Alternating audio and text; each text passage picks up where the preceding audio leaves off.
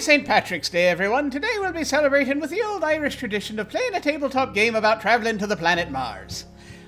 Greetings and welcome to Channel Other Doc. I'm Jim. I use he/him pronouns, and today we are playing Life on Mars. This is a GM-less story game by Ross Cowman about the first manned mission to Mars and the effects that mission has on the crew. We're going to go around and introduce ourselves. I am playing the commander, Commander Hyun. Let's go over to Val. Hello. Hi, I'm Val, also known as V Fergie here on Twitch. I will be playing the engineer Terry, that will be going by they, them pronouns. So, right. Yeah. And let us move over to Alexis. Hello. Hello, my name is Alexis, and I use she or they pronouns, and I will be playing a doctor by the name of Mew. Excellent. And finally, Levi. Hello. I am Levi. I use he, him pronouns, and I will be playing the pilot Dakota. Whatever their pronouns be, I don't know. That's fine. That's just fine. All right, so here we go. Like we do now, before we get into it, like we do with most games on this channel, we're going to be using the X card, the N card, and the O card.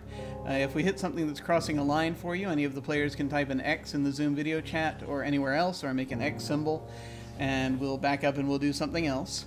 If something happens that you're okay having in the game, but you don't want a graphic description of it, type an N in the Zoom chat and we'll fade to black on it or put it behind a veil, so it'll be there, but we won't go into detail. Finally, if you're in the midst of intense role-playing and you think we might be worried you're really upset out of character, you can put an O in the chat to let us know you're okay and that we're good to keep piling on the drama. Something else we can do is put an O with a question mark after it when we say or do something and then think maybe it might be a bit too much. Then everyone else can respond to that and let us know that we're still doing okay.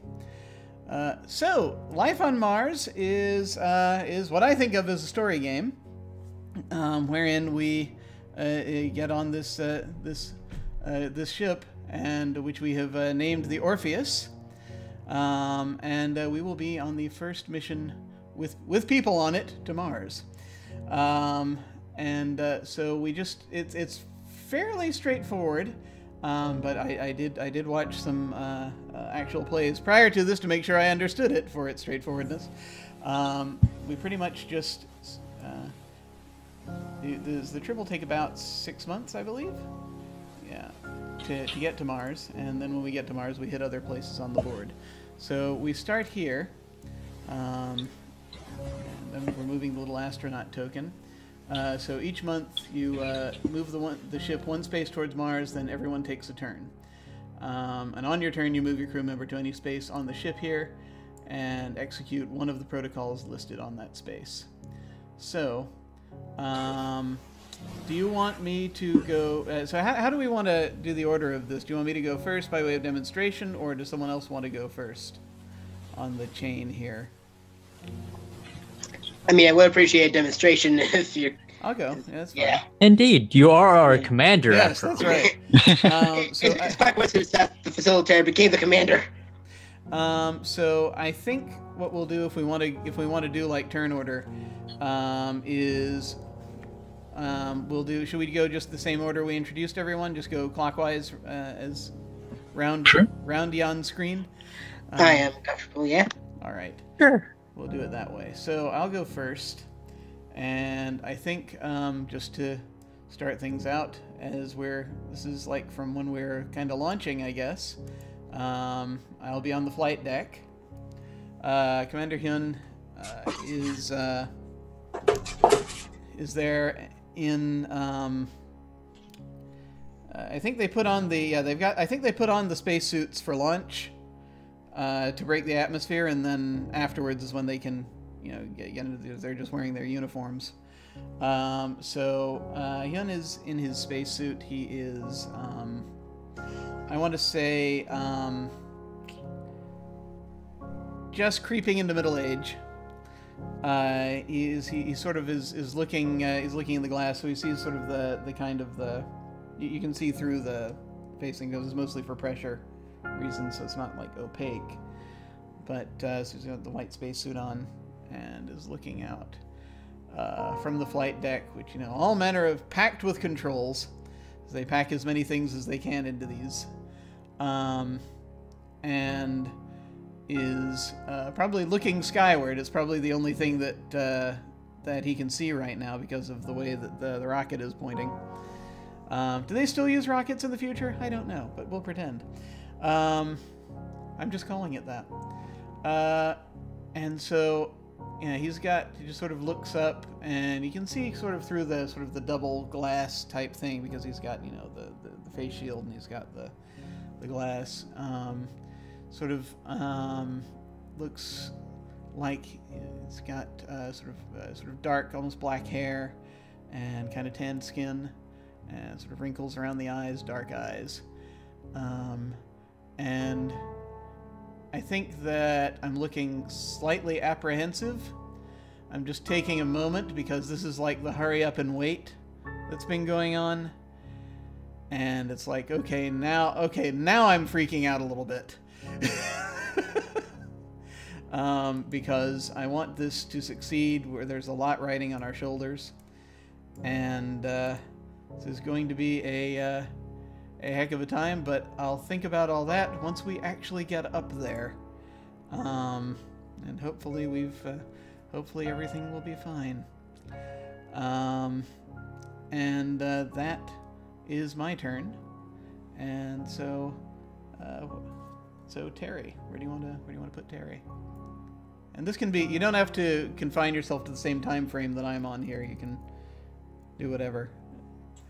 Yeah, I'm just trying to figure out where engineering would be in the liftoff. Would I be on the flight deck or, I guess, cargo? I'm trying to... Yeah, I mean, we can say it's pretty much anywhere in there if you want. If we have a separate engineering section, say, you could be in the cabin. You could be in the cargo area. I would say about engineering, they can still see what's going on with the flight, but they're in the Terry's in the cargo. They are very young, just probably out of engineering school. Very giddy because they've been just working all their life about going and dreaming of Mars. Read all the Elon Musk books. And in the cargo hold, since what's in my hands is a picture of Elon Musk. And Terry's talking, saying, "We're doing it! We're doing it! We're going to Mars! Look!" It keeps showing the picture at, like, you know, the viewport of them lifting off. So, yeah. Something I only just thought of, you folks feel free if you want to put your character's pronouns behind your characters if you want. Okay. And that's... Terry's just giddy, so that's basically my turn and what they have in their hands. Okay. And, Doctor. So, before I do anything, is Elon Musk still alive, or did they pass away in this universe? That's a good question.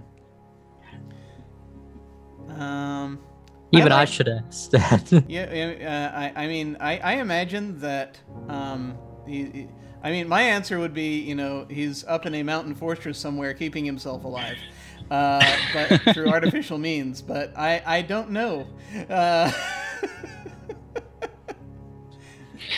He's Mr. House from Fallout New Vegas. He's just like a withered husk attached to a computer. Okay, so Mew is going to be in the cargo bay. They are a robot. Their name actually stands for medical unit. Nice. But everyone just calls them Mews. Oh, I love that. And currently, they're not holding anything in their hands because they are packed up in their limbs. Hands and legs are shaped to their body currently, and they're deactivated. They're just a big cube in the cargo hold. You're holding styrofoam at best. Yeah. Styrofoam peanuts. Awesome. Okay. And Dakota. Let me see. Dakota is not to like pile up the cargo, but like some points. No Separate one is from- going to help me fly this thing. Sorry, go in ahead. that case, I'm probably going to. It makes sense if just gonna go with him. He's on the flight deck. He's Okay, you do what I the want. pilot of the flight deck. Imagine that. But I'm picturing someone with like mid to late 30s, maybe 40 at the oldest, but someone with a fairly square jaw, pale brown hair. Which all my characters look like, but looking with the knowledge that he is not a scientist like most of the others are. He is a pilot by trade and brought onto the team because he is one of the few pilots that are experienced and skilled enough to bring a manned mission to Mars. And he knows that once they land, he will basically experiencing something that he's not used to, having to follow everyone else's lead. Interesting. All right, very cool. So we'll go ahead and move the token. And let's see, where do I want to go next?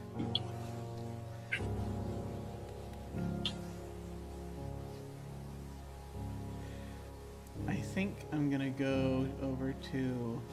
We're in space. I'm gonna go to the satellite area here, where it's who I left behind. I think Yun left his 2 kids, who I should probably name, I guess. And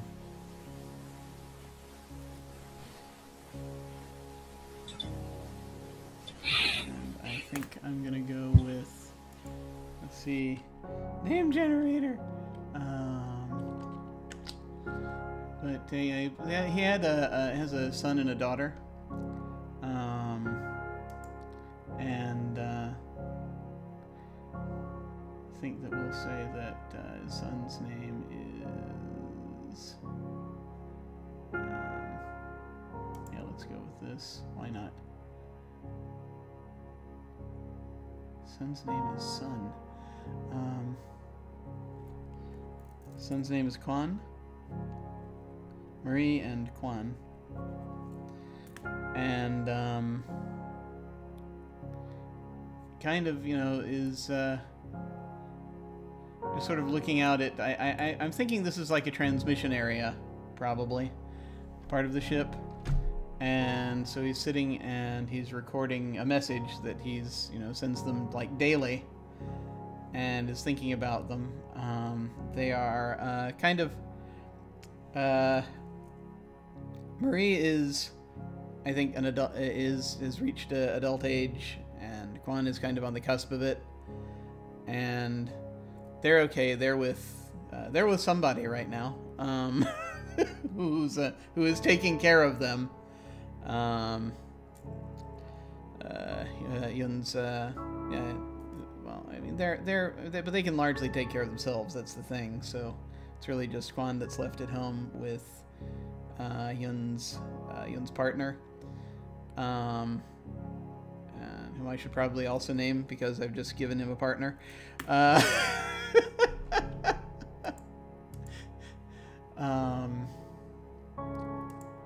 But I'll name them in a moment. But it's really they had when they left, it was a little bit strained because of how long this mission is going to take. He's going to be gone for. I mean, with the speed of things, it's faster than it would have been. But it's still going to be like they're going to be up there like at least a couple, the equivalent of a couple of years or so. So it's not going to be fun for any of them. Just him being off And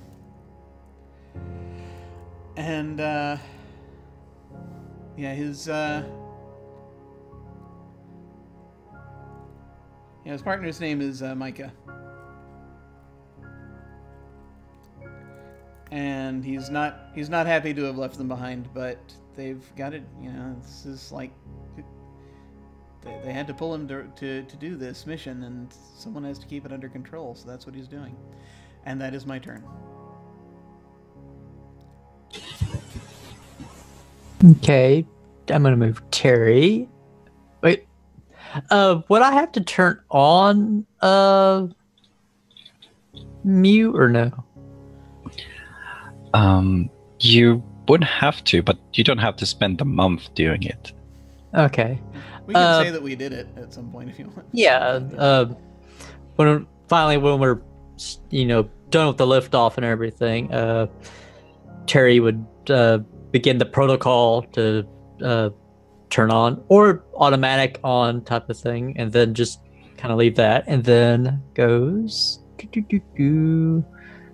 to the flight deck. Probably the first time they've been up there since everything began, because Terry is going to be in engineering a lot. It's got to get more somehow. So yeah, and then Terry, as I described, is very young.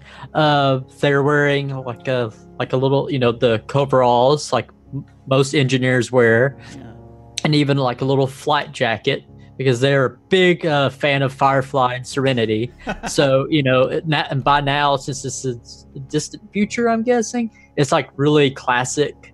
So, yeah. And they've got red hair, kind of cut and like shaved, very non-binary type of look, and very just type of thing. And they're just looking at it going like, we're in space. We're going to Mars, and just keeps just looking, taking plenty of pictures with what would pass for a camera in the future, and just looking at it, and then just like probably bugging the commander too, and maybe the pilot type of thing. Dakota probably has to tell Terry, get back in engineering.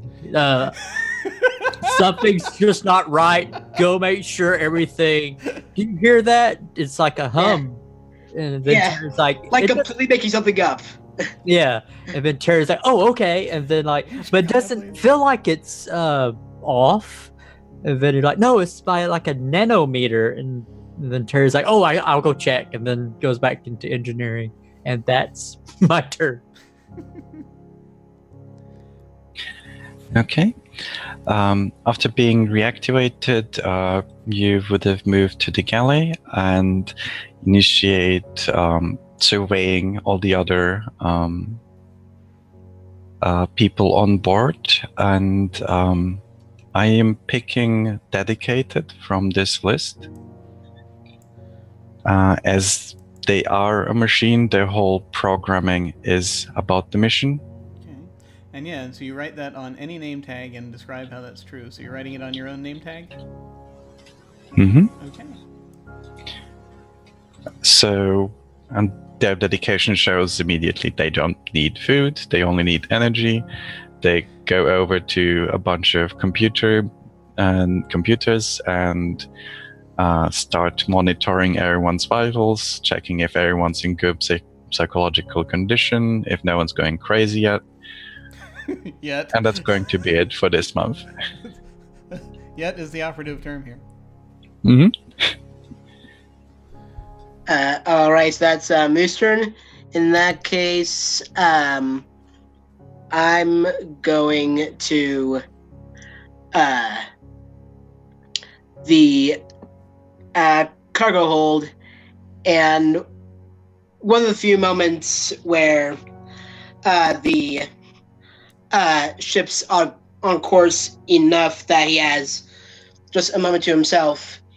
He sometimes rummages through these little cases of personal items that the crew brings with them on the mission. And he has this old thing from when he was a kid, an iPod, and he just like plays through his own music, and it's one of the things that gives him the greatest source of comfort whenever he's in a stressful situation, and in this case, it's mainly to center himself. Yeah. Excellent. All right. I'll move the ship. And I'm going to go to the galley, where we are, once again, sort of hanging out and eating. I'm in, again, I imagine the sort of a blue uniform, or, well, space uniform, so it's like, the space overalls, whatever it is, whatever symbol of our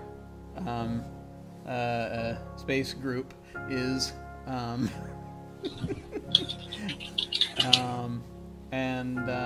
Or with, Orpheus written on patches on it somewhere.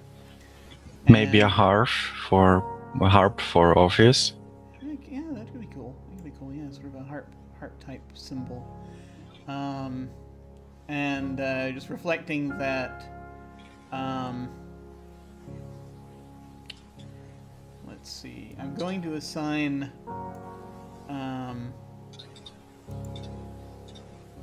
The tag of brilliant to our engineer, Terry.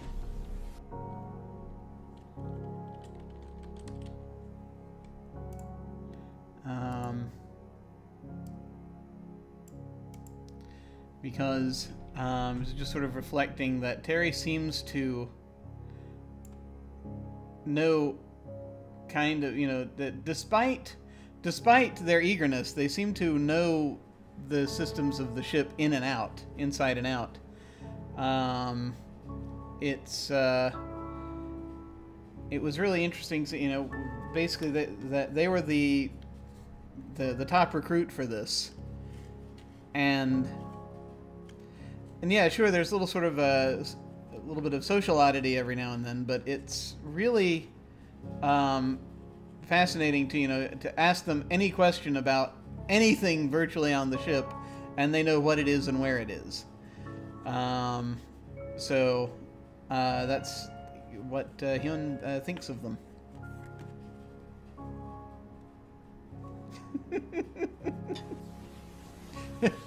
No pressure.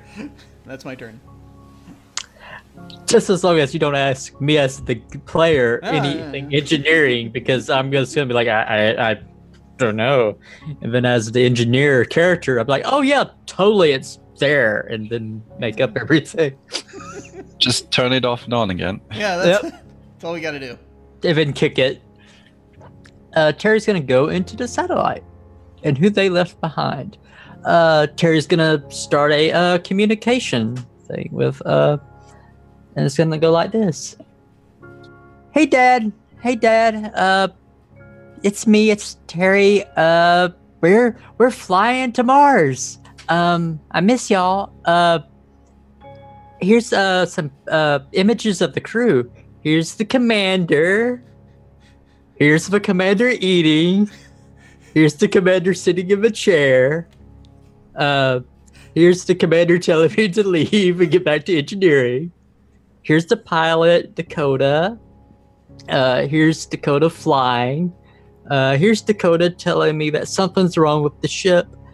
I don't think his sense of a nano inch or a nano centimeter is the same definition as what I went to school for. But it's okay. I keep checking the system and everything. Nothing's off, but he's the pilot, so it might feel a little bit off. I think it might be the turbulence or the asteroids. I don't know, but it's really exciting. And here's the medical unit, also known as Mew. This is me turning on the operational and everything. They're pretty cool. They're a robot. I know a lot of people don't like robots, but I like robots. They're machines, and they're lovely, and they're nice, and they keep us healthy. And yeah, it's like that classic video game. I don't really know. It came out like years ago. I don't really want to date it, but it's really a classic on the PlayStation 4. I don't really know. But anyway, yeah, we're good. We're really awesome. And yeah, I miss y'all. Give my robot dog Fido some oil. His gear should be okay, but still the energy, the energon or the oil will really like help it, and then it can recycle it and everything. So yeah, it's not really, it's like I think peanut oil. I can't believe people used to use fossil fuels like that and all. I guess that goes on a tangent. Like, well, yeah, it's like there are 30 minutes going into about fossil fuels and like the benefits of peanut oil as a fuel source and recycling. Like, so anyway, I love you and give everybody a kiss. Okay, bye now. And that would be my turn. I'm glad to see we've adopted Energon as this. An Energon. Because do you believe that used to be like just science fiction with like the Transformers? I know, right? It's amazing. So yeah. Amazing how far humanity's progressed. Yep. Okay. Mew is not moving away from the galley. They're staying in there. They're currently continuing to monitor the crew's status. And they're closely watching Dakota's stress levels. And I'm going to assign Famous to Dakota. Because Mew has some information that Dakota already flew successful space trips to Moon and in Earth's orbit. And because this is the first manned mission to Mars, they're feeling a lot of pressure because of their famousness. So they're like closely watching them and hoping that they don't break under the pressure. Huh. Interesting. Yeah, that works. I like it. And I'm... Is that your turn? Yeah. Yeah, that's my turn. All right. In that case... Huh. Shortly after Terry leaves the satellite... I'll speak to yours. Dakota is going to go to the satellite and send a transmission of his own. And it's to his...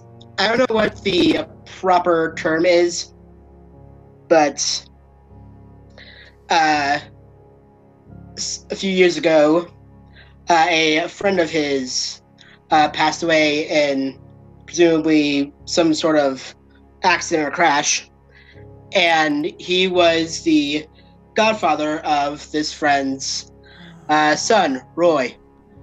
And he's sending a message to his mother, who is watching after Roy for the span of the mission, and just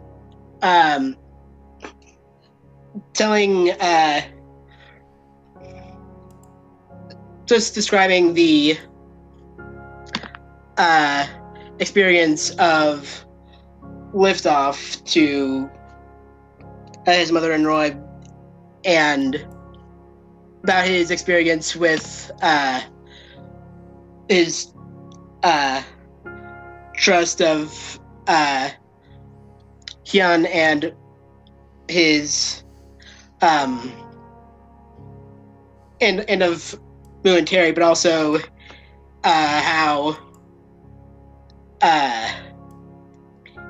he's very particularly looking out for Terry as their eager, basically reminding him of the eagerness for space and space travel that Roy has shown him in their time together. And that's what he does. Nice. Okay, we're moving along here. And let me see.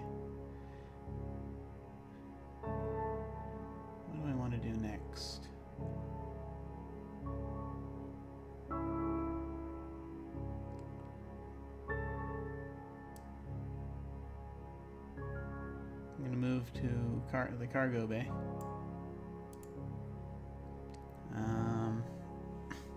And I think Hyun is checking over some supplies that they're going to be, putting down for Mars. Just sort of going over the, just kind of just taking some inventory, because this is one of those times when it's like, okay, there's not a lot to do right now. There's going to be a heck of a lot to do soon. So he's going over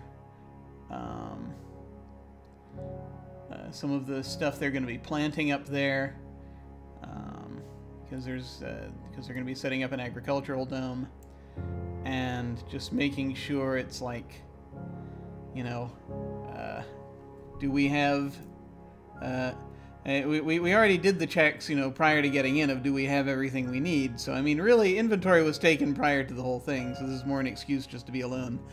But he's holding in his hands this kind of, I think it looks like a little brick that he's picked up out of one of the crates. It's kind of I almost want to say just an engineered, so it's supposed to contain an engineered sort of biological agent to assist growth. It's experimental, but I mean that's part of what they're up here to do, is to experiment, because they have to effectively change the soil to make this work. This stuff is supposed to be the key to survival outside of Earth. And he'd never actually gotten to hold the stuff before, because so much of this was all compartmentalized prior to what was going on. And he knows that of the people on this flight, he's probably the closest thing to a farmer that they have. And that's only because he has one of his, he does have, one of his degrees is in, botany or plant biology, so it's like one of those things where it's like, okay, well, we gotta freaking do this.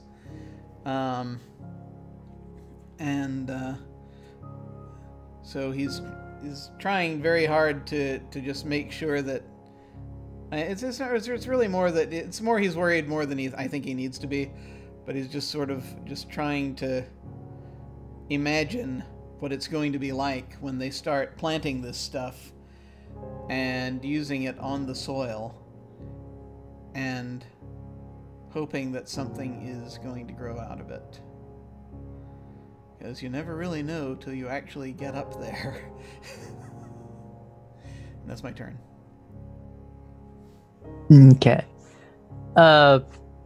Terry goes outside the ship and comes back in, like going over the outside. I'm guessing they have like some Musk branded gravity boots that allow them to do such an act. SpaceX boots. Yeah, and then comes in and everything, and then goes for the first time to the cabin, which is right next to the engineering. It's probably like catty corner, like a little hammock in engineering, like where they're like right next to it. And what gives Terry comfort is the different different puzzles and little what we would call models of, it's like engineering models where you can just put them together and then turn them on and make them work different type of ways. So that brings Terry comfort. And then Terry's just gonna kind of decompress a little bit, because they've probably been up maybe getting like little sleep cycles of 4 hours, So Terry's finally going to get the 4 hours and then be up again, checking the ship. And then just keeps putting them together and saying, I don't think the ship's off. And then when they're about to fall asleep, keep on like going like, wait, maybe, no, never mind. Well, no, wait. And then thinks about something else and then starts doing like math equations and different things. And then by the time notices the time and looks and it's like, wait, I only have 2 hours to go until my next cycle of like, well, I need to go to sleep, and finally falls asleep. So yeah, very kind of neurotic type of just kind of like going. Terry has a problem being still, and finally goes to sleep for 2 hours, and then we'll be up. And I'm sure there's probably something caffeine related type of thing that they will need next turn. So yeah. And that's my turn. Okay. Well, if I may actually use that, Mew is going to stay in galley. They are currently monitoring Terry. From their files, they know that they're a very dedicated person to their work, without a fault. And Mew knows that that can lead to issues, either by not caring about their sleep schedule, about doing some self-care. So Terry would notice that Mew occasionally comes over to their quarters or where they're working, making sure to get them to get to their sleep schedules, making sure that they're hydrated, that everything's going all right. And if asked, they will provide therapeutic services or caffeine.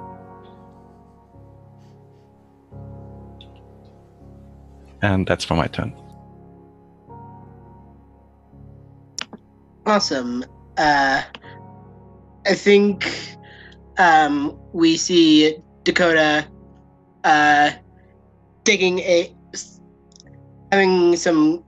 very quick meal in the galley, and remembering when he first started working with the space group, and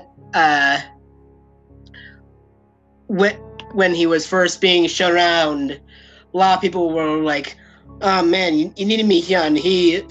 And talking about the various fields of knowledge he has, and a few noteworthy things that he has done in his time there. And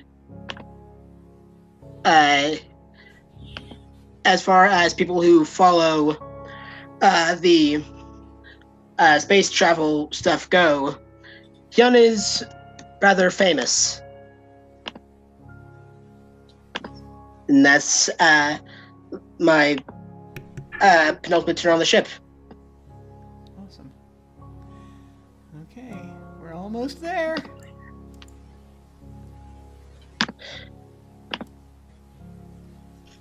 Hyun's gonna go to his cabin. And as he's in there lying back, he's looking at, he turns a light on this little, it's on this little sort of box sitting on a well, I would say on a shelf, but on a little table nearby. And inside the box is this blue crystal. And he just sort of looks at it and smiles. And that is the first crystal that his daughter Marie successfully grew when she started getting into science. She was in grade school, and this was like the 4th or 5th attempt. She had destroyed the 4 previous crystal sets that she was supposed to grow. And he stayed up with her all night talking about how it worked. he got no sleep. And he was walking around like a zombie at work the next day, but she got she got it finally toward the as it was getting almost getting really late, last thing in the night, she finally figured out what she needed to do, and then asked him to leave the room because she wanted to finish it herself. And the thing is like this big. And it was eventually just sort of deemed like one of the best ones in her class. And he could not at that time be prouder of her, he felt, than he was in that moment. And it's not only something that they did together, but also something that she did herself. And she then gave this to him afterward.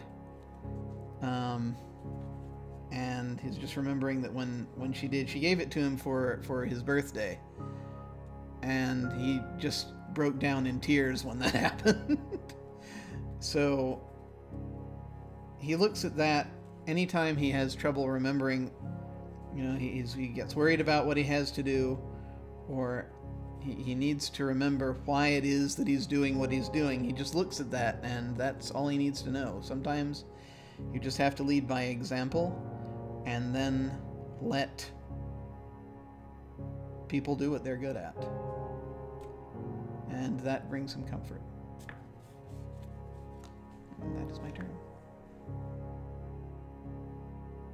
Finally, after the insistence of Mew, finally Terry goes to the galley to get some decent food instead of like the little Insta bars and stuff. I'm sure they have like a replicator or something in the galley. Finally, he's gonna sit down and eat something besides instant food. So, yeah. And while they're there, they'll be like thinking and everything, and like going like kind of composing different notes and everything. And then suddenly realize, wait a second. There's a reason why Dakota looks so familiar.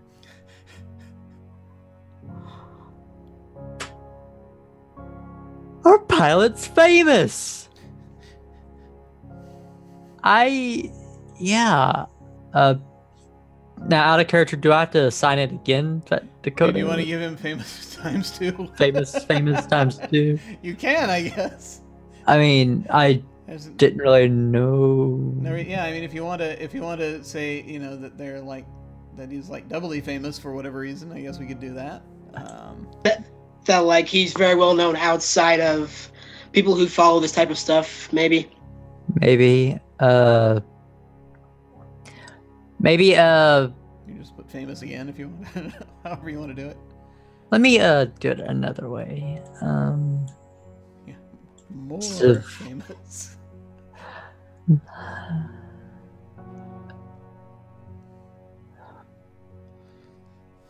I'll change it to brilliant, because maybe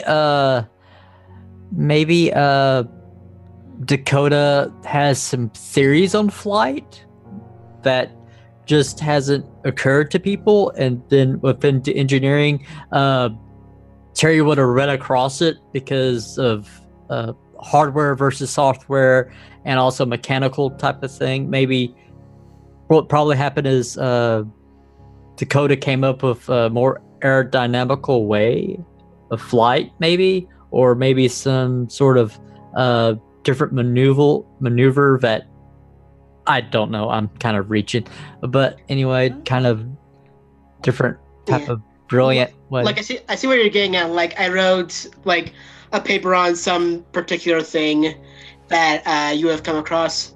Right, and maybe something with the mechanical engineering type of deal. You were the test pilot for that also, and then you had some theories about how to make it easier for the flight. How's that? That sounds much better. So Yeah, brilliant, because you know how they always say that there's engineers, and then you have to like correct the engineers sometimes. So yeah, but it just occurs. Plus,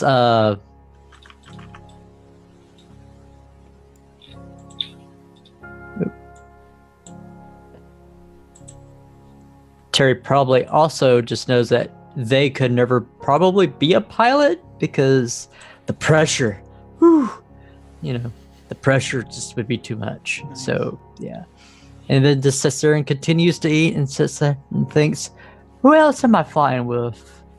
That's like that. Oh my God, it really picked a really like stellar like team and everything. My team is awesome.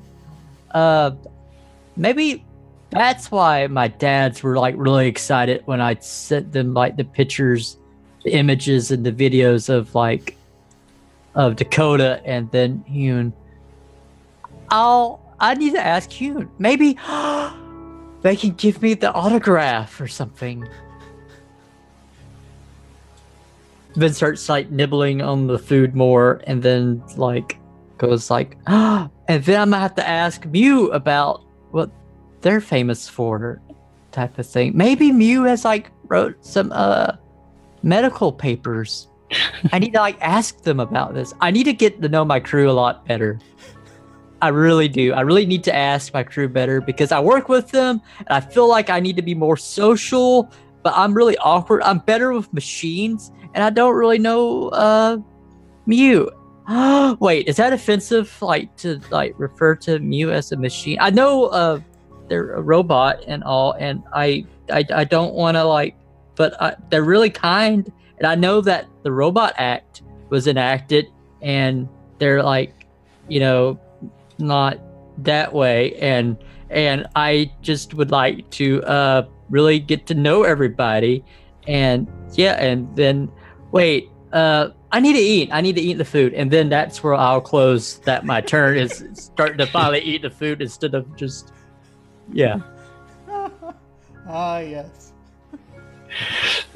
So did Terry like never actually talk to Mew?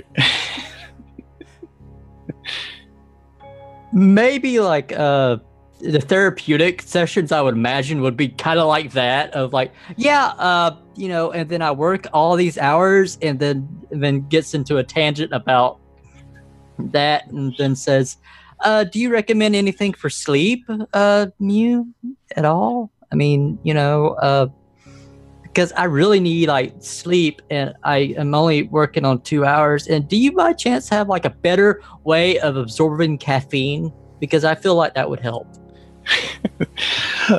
Well, that would probably not help with sleep. Or either way, or like a fat, because I can go to sleep finally, but yeah, and we could do a whole scene of the psychotherapy type of session if you want to. Well, what Mew is going to tell you is that you're almost overstepping your caffeine regimen, and instead you're getting background music and pills.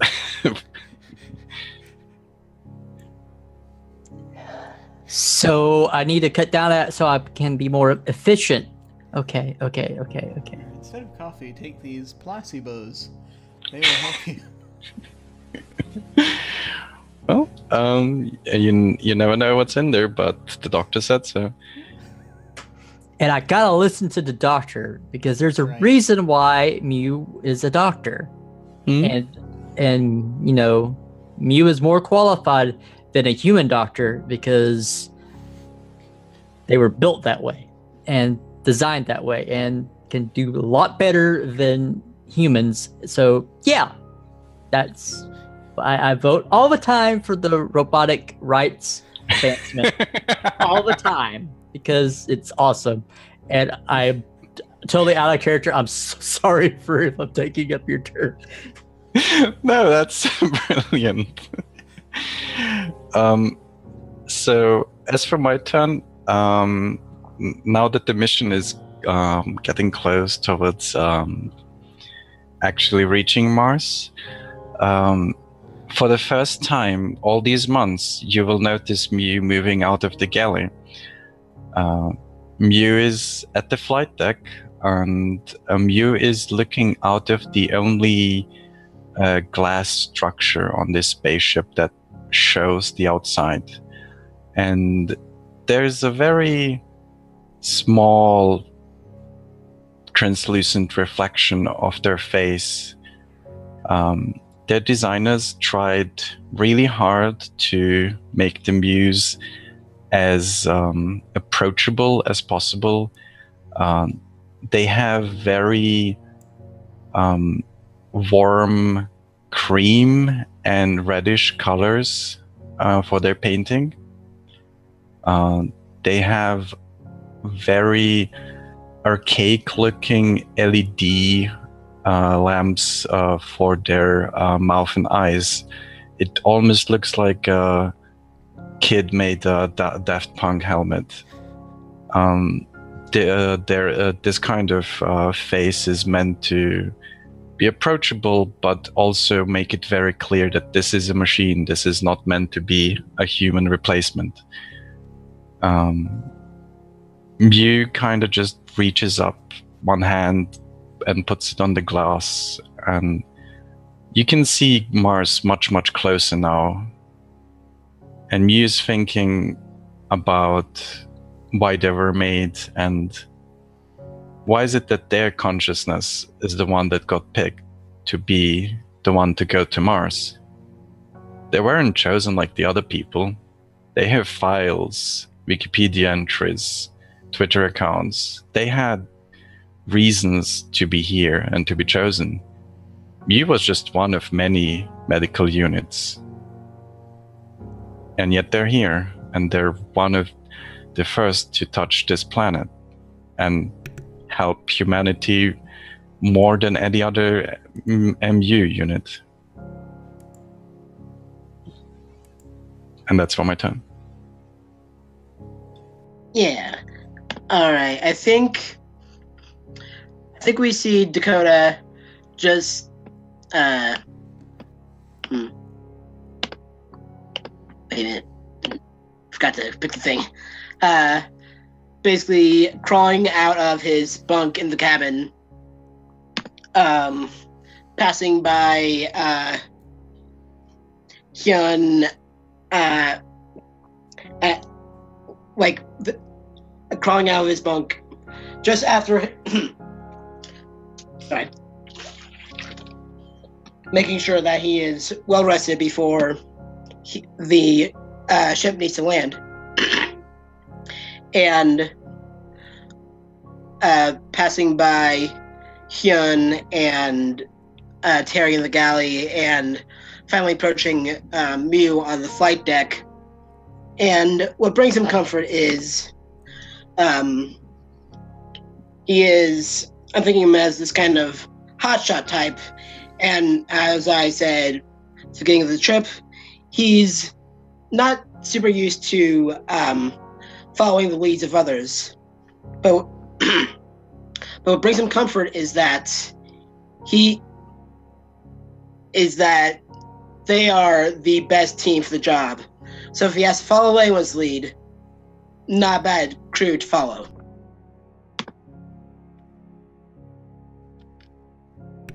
And is there another rules question? Is there another ship turn once we get to here, or I'm pretty sure we're about to hit Mars, I think. So I think that'll be it. Yeah. All right. We have arrived. We are on Mars. We are life on Mars. We are life on Mars. So let me quickly switch a thing over real quick. Look, Elon, we made it. We made it. We have arrived on Mars. Let me just pull this up here. Hang on. There we go.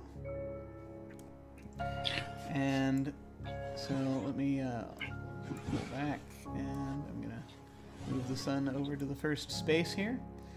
For this segment, while I'm grab that and move that further up so we can take a look. Yeah, wow, okay, gotta multitask on my windows here. Here, you go up here. There we go. So, just by way of demonstration,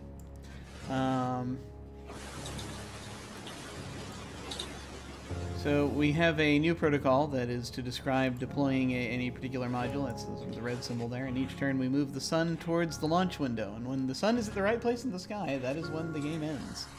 That is the last turn.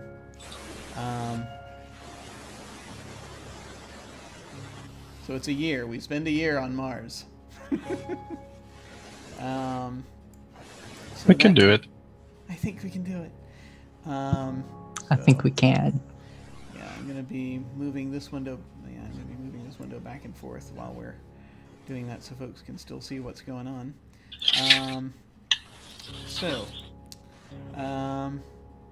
Grabbing that, I will grab my token, and let's see where I want to go first.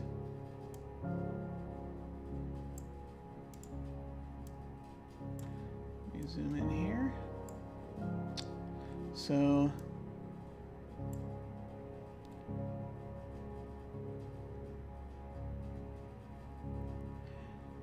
all right, I think what I'm going to start with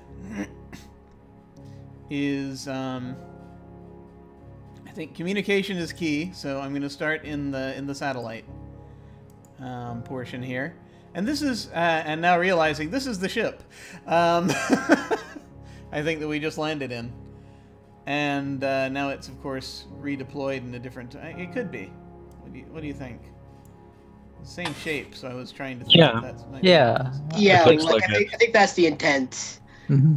Okay. With the lab and workshop and the other, the rest of it being like separate parts that had to be set up. Yeah. So we've been out building. So this is a report to Earth that I'm making. I'm assuming it takes time for a signal to go from Earth to Mars. Wait a minute. How long does it take a signal to get to Mars? It'll be the same either way. 13 minutes is for a radio signal. 13 minutes 48 seconds. About midway between the minimum delay of around 4 minutes, maximum delay of around 24 minutes. Okay, so we allow like half an hour, basically, just in case anytime we need to send any messages. So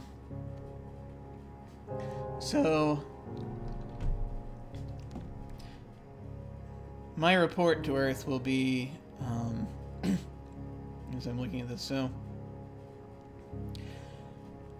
this is command, and then sort of standing there with, wearing, again the jumpsuit and all that. We've already been setting stuff up inside. As Commander Hyun, we have successfully landed. We're in the process of setting up the lab and the workshop. In a bit, we're going to head out and start construction on the agricultural dome. It looks like this area is going to be pretty much as expected. No major surprises yet, as far as from what soil samples we've gotten thus far. It's interesting out here.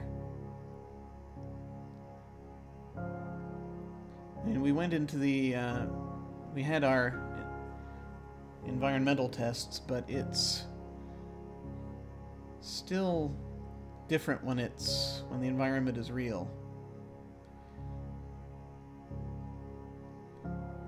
I think that I am optimistic about this process. I think that we're just sort of getting our stuff together, and so yes, if you can, and so we'll be ready for the rover whenever you want to pilot her in, and we'll start getting in, looking around that way too. Yun out. What are reports supposed to consist of? I have no idea. Meteor storm. It's terrible. It sounded good to me. Yeah, that's my report. That's plausible, yeah. Okay. Since we've landed, I imagine Terry would probably, well, I can save that for whenever we do leave. Never mind. Well, Terry goes and immediately to the return shuttle. Oh no, they're gonna put a poster. I'll just say I'll go ahead and do it. Poster. Don's like the suit and everything because I'm sure that we are in the process of terraforming and everything, and so breathable air on Mars. Maybe that's a part of our mission, but yeah, and goes out and has a big poster of Elon Musk on the stick, and then puts him in the on the ground. But it's like, there you go, and then takes a selfie, and then goes around, and then I will go into the gallery because Terry is obeying Mew and wants to be more efficient, so is definitely starting to eat more properly and get more sleep, but is worried that maybe the thing called the placebo, since it's sugar, how that would react with the sleeping pattern, because that just doesn't really make sense. Maybe it's a different kind of sugar, but on their next appointment, Terry will talk to Mew about that, about the placebo, and totally doesn't mind, because if it's working, it's working because of the medicinal purposes of sugar. But if the sugar was to bother with the sleep, so this is like the internal monologue going in Terry's mind. And then the daily routine would be doing that, checking on the engineering, especially with the return shuttle, making sure that it's a-okay, making sure the life support systems in the station is optimal, and also making sure that the AC, the temperature is fine and everything, and making sure that, because wants to make sure that Mew is operational and comfortable temperature wise, and also everyone else, because AC is important and also temperature is important. So yeah, because you don't want it too hot, because humans get cranky when they're hot, and also even robots get not optimal whenever it's hot. So yeah, and then just looking and everything, it's starting to be a little bit more social. Maybe has already asked the commander for an autograph, asked Dakota for an autograph, and the Hune is the only person that they don't refer to by name, but always the commander, because he's more distinguished. So yeah, and then say, can I get your autograph, and also Dakota, and even wants pictures together to send back. So yeah, and also even Mew wants their autograph as well, because yeah, and we're gonna be in the history modules, and so yeah. I mean, Mew's autograph is a barcode stamp.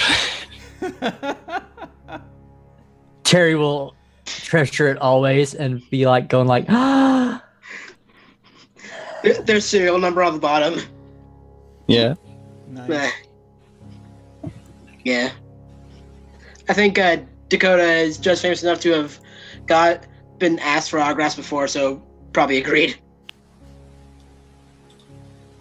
And then later, Terry will probably ask me, have you ever thought about maybe painting yourself different? How do you feel about fire engine red and all, and maybe some flames decal? I mean, Does it gotta go faster? No, it's more for vanity stuff.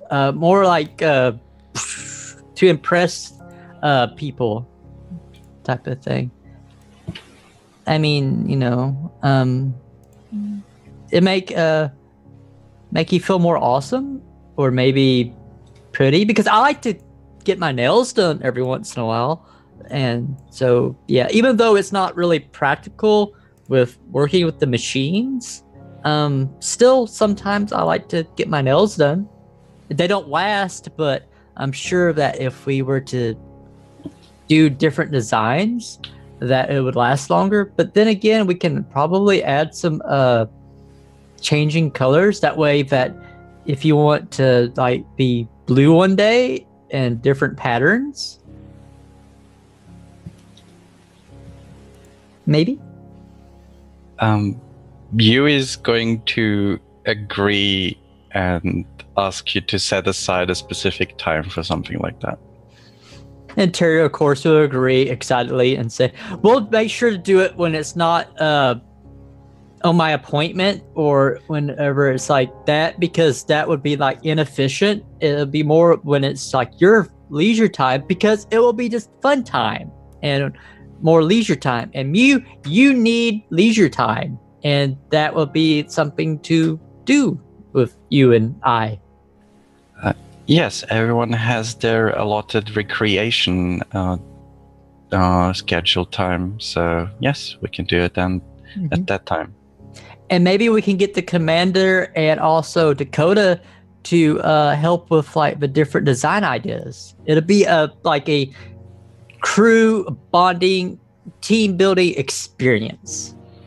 It'd be fun. Do ask them if they're interested first. Sure, that I don't see why they wouldn't be, but true. We need to like yeah, because that's important. Right, you're very right.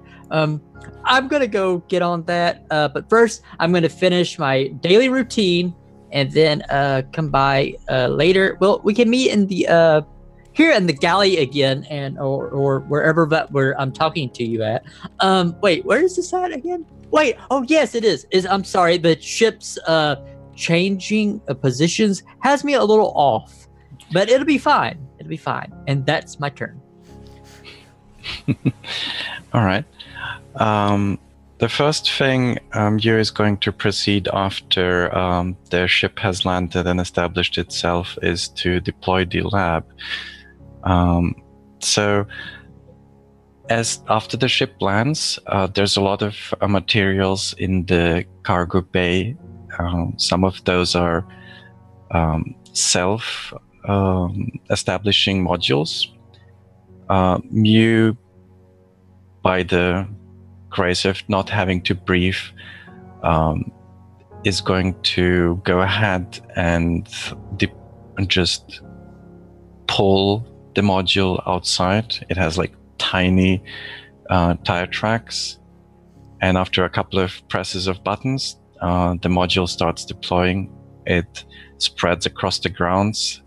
There's a kind of soft material that fills into the ground and the cracks and creates a good base, and it creates a cubic shape in the end with just one big window on one of the walls, and afterwards moves into the ship again and starts moving equipment into the laboratory.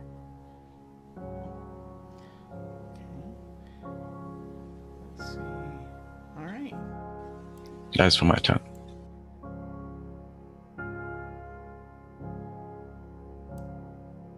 I think that's... Where's Dakota?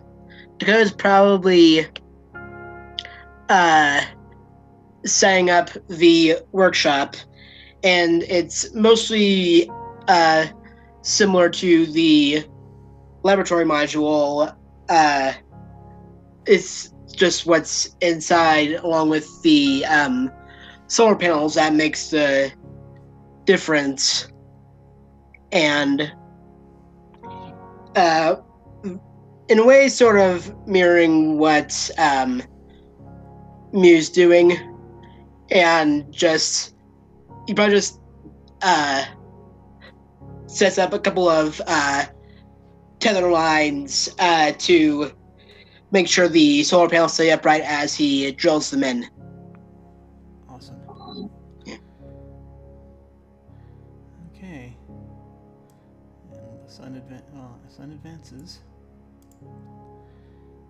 And I'm going to deploy the rover. So this is, I think, a rover that they sent ahead of us. And so they have, I'm just sort of standing there, waiting. I think this is a job that I would take on with Terry. So they're there with me as it comes wheeling up to us, and we just sort of hear through our helmets, where they're in our spacesuits, sort of hear in our helmets that's they're transferring control to us.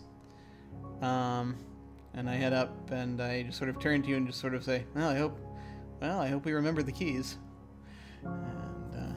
And, Commander, we don't use keys? I'm kidding, Terry. It's all Oh, I see. Okay. It's the classic. I get it. I get you now. We did the retina skins. Keys. Okay, I got you. So yeah, So I'm heading up. Okay. Just heading up, I sort of touch the side of it, and it's like, it took them only. I think the last one made it longer than I think anyone expected. So this is good engineering. Thank you. Do we have the better odds? Better odds type of thing? Because as you keep failing and everything, your percentage chance of succeeding again, especially if you learn, gets probable higher percentage. Oh well, yeah, that of course. But we've had so many rovers up here at this point, but we haven't had. We were going to send out a total of, I think, 5, and it turns out we only had to send. This will be the 4th. Oh, so it lasted longer than we thought it was going to. I'm saying you did a good job when you were designing this in the last. Thank you. I just was thinking that maybe, how I could do better, type of deal. I'll look at the designs later so we can perfect it more and all. But thank you. By the way, are you good at paint designs and decals? Well, I mean, I'm okay at it. I'm no artist. That would be my son, who's more of an artist than I am. But I don't think we brought really much in the way of paint. Not really much room for it. Maybe we can find something around Mars. But what I'm thinking is some stuff you could probably make some out of. I'm now hopping into the rover and just starting to activate the systems and just checking. Okay. And then Terry's looking over the systems and monitoring and checking everything. Okay. Well, I'm thinking of a team exercise with Mew about different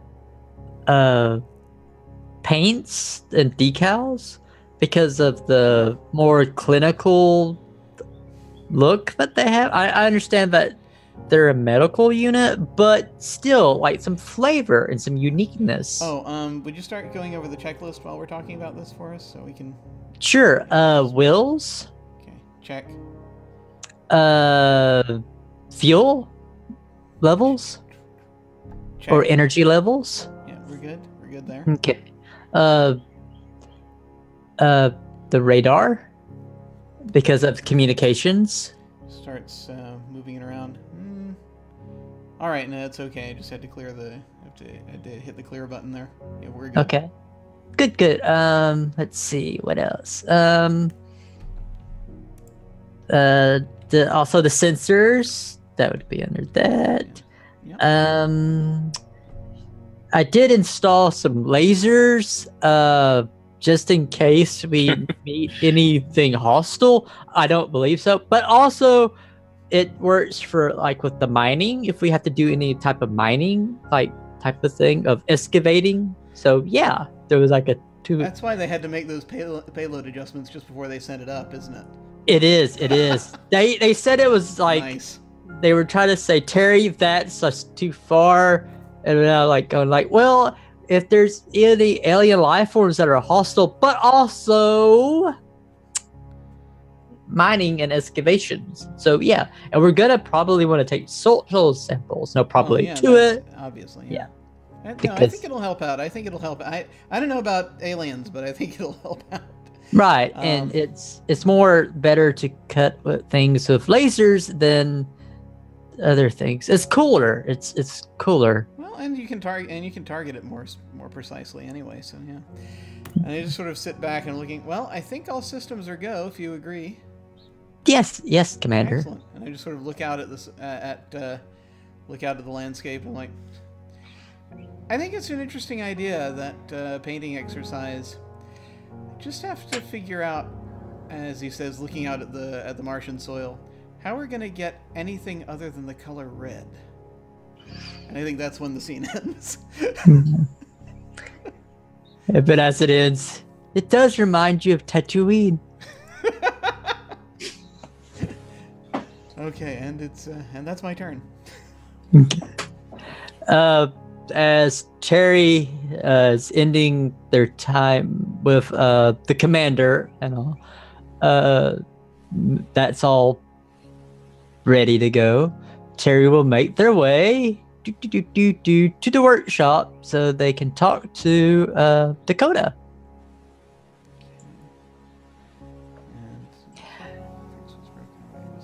All right. Anything?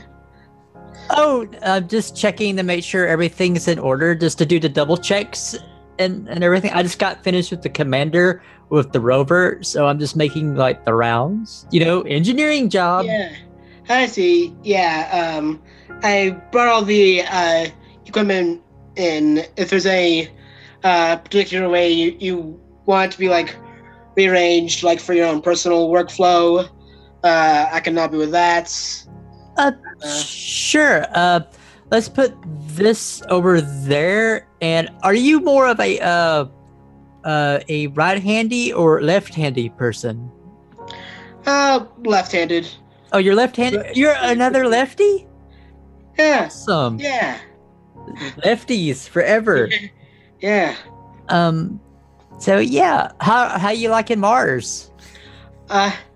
Well, as to be expected, it's quite different. In the old depictions, it actually does look a lot like the Utah desert, like those old movies. Actually, we actually get it right. Like Tatooine and all? Yeah. Like that classic Yeah. movie? Those classic movies? Yes. Yeah. The cinematic masterpiece. Oh yeah.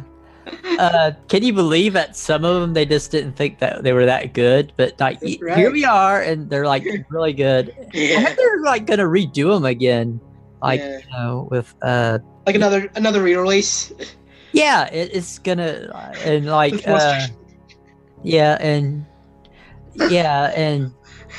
like the clone of like George Lucas is going to like direct it. He bought it back from Disney. So yeah. That's the whole thing. Yeah, and then Terry's like checking and then like looking, going like, okay, this'll work. This type of deal. How do you feel about group exercises and painting? I've never been much of an artist. Like, I helped decal Roy, all the decals when Roy did like the Soapbox Derby a couple years back. Other than experience, like, I think team exercises are important. What are you suggesting?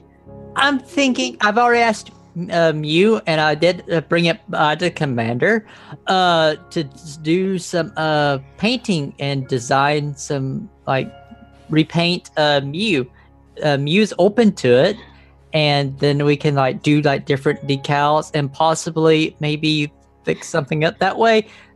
I know they're like a medical unit, but like they really need some options. I really would like them to have some options, and then we can like have a group exercise and then paint them with the different decorations, and then it like something like to do. And when we have free time, and it's important to have, and then you can have options, and then we can like spark more creativity, and then like get to know one another, because I know that you're famous and you're brilliant, and like you're very good at piloting, and it was really good when you landed. I felt hardly any turbulence at all.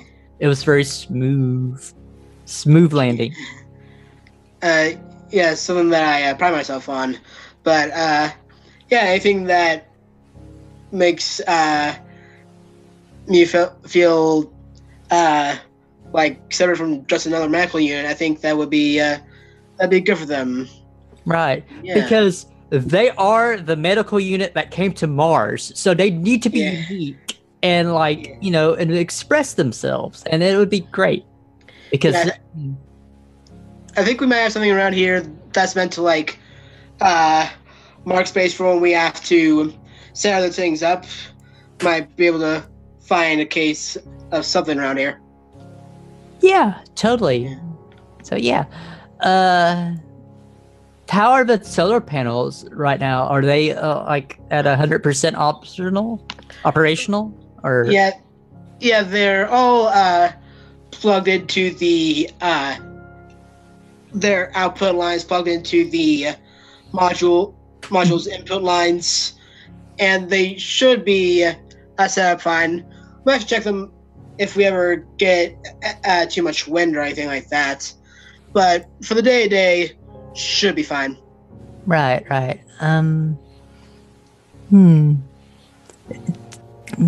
This is really good. It's really holding up. Yeah. So yeah. Well, thanks. I'll make sure to bring it up to Mew, and then we also have to figure out how to come up with another hue or color instead of just red. I mean, I like red, and Fire Engine red is pretty, but we want variety. But then again, I'll have to ask Mew. And let's think on it. Yeah, totally. And then Terry will finish up, and then all right, have a good day. Is it night or day? Yeah, I'm still a little off because of the landing. Are you having that same problem or no? Yeah, it's kind of a strange version of jet lag because there wasn't a whole lot of day and night on the ship, and it's just now getting used to the whole cycle over here. Yeah, I get you. I'm just happy that I'm not the only one type of deal. So yeah, I figured maybe you were used to stuff like that. I mean, didn't you used to fly to the other planets besides Mars? There was just that one lunar mission, but it was just waiting to pick a few things up. Okay. It took only a couple days.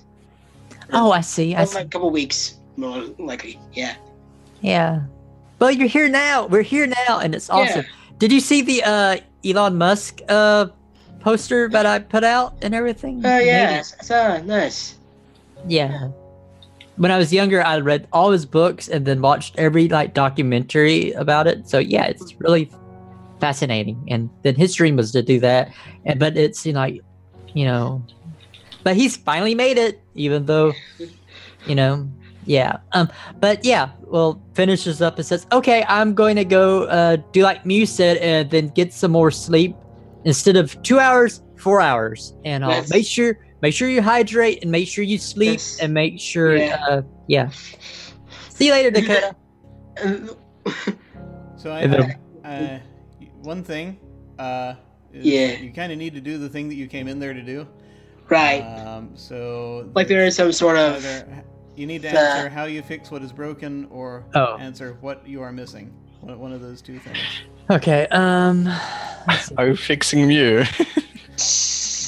I mean, No, I'm we were enjoying like- the RP, but it's one of those things where it's like kind of needs to be sort of focused. We need to sort of Yeah, focus in okay. tightly Okay. kind of I'm around those sorry. things when we're in there. I got a little too carried away. I forgot about the solar panels that I was looking at.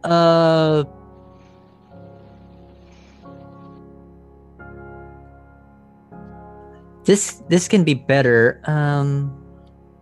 Hold on, let me unplug it, then plug it back in, and then well, maybe the sensor here and disconnects it and reconnects it, and then it powers on at like optimal, because it was like working, but now it's optimal, like really like, and then the storage part is the reserve energy of the solar energy.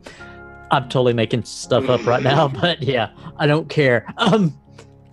And so yeah, so the reserves are better. So yeah, so it's fixed.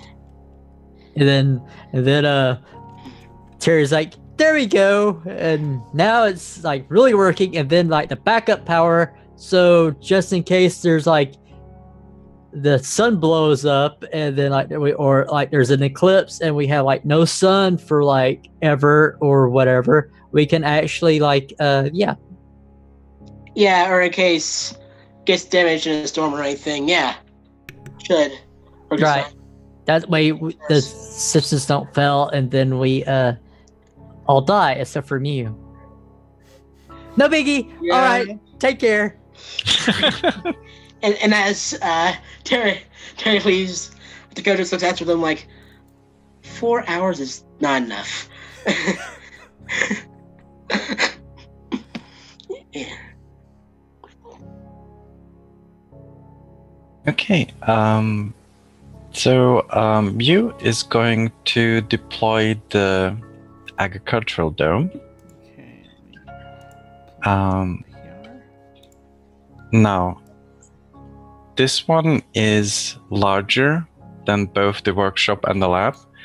The way the walls and the base work is very similar, but the glass dome is actually sectioned into 8 big glass pieces. Mew has the articulation and strength to set them up, and without needing a tight suit, they can do it on their own. They spent half a month setting up the dome, and then the other half they are bringing in soil. They are making sure that the irrigation system is working as intended.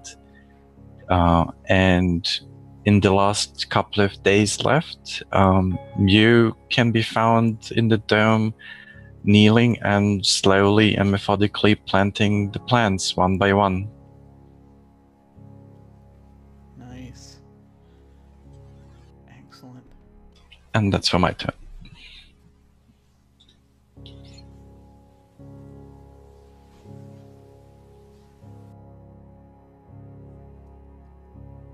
Levi, you're on mute. Yeah, alright. Make sure the thing works. Yeah, I think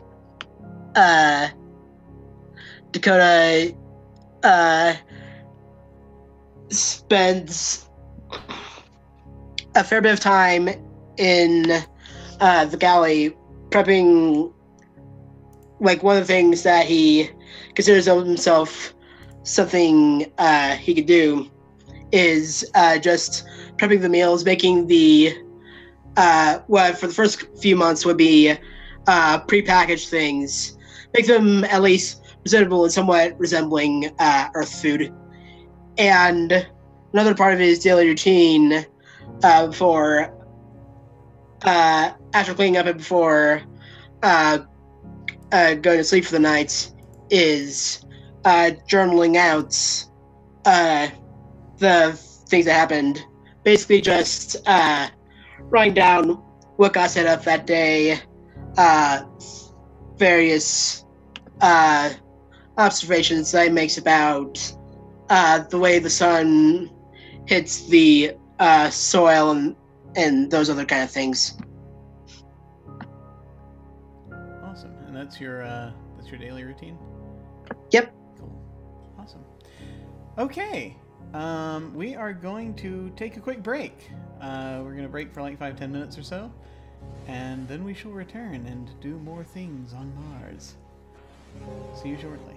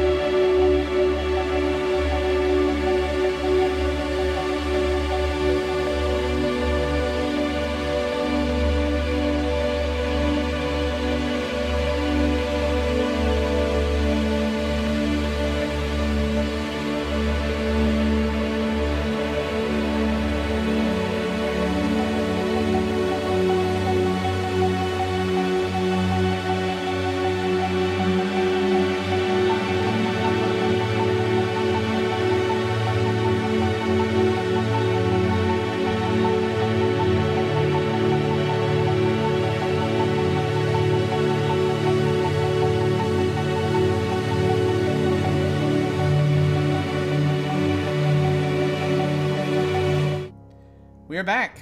We have returned to Mars. And we are in a new turn. So let me see, what do I want to do? I think...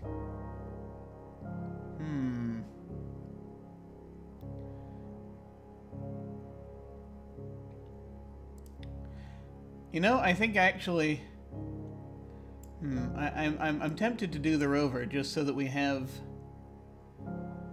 something going on here.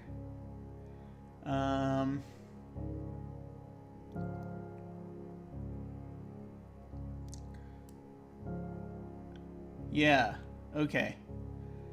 Let me see here.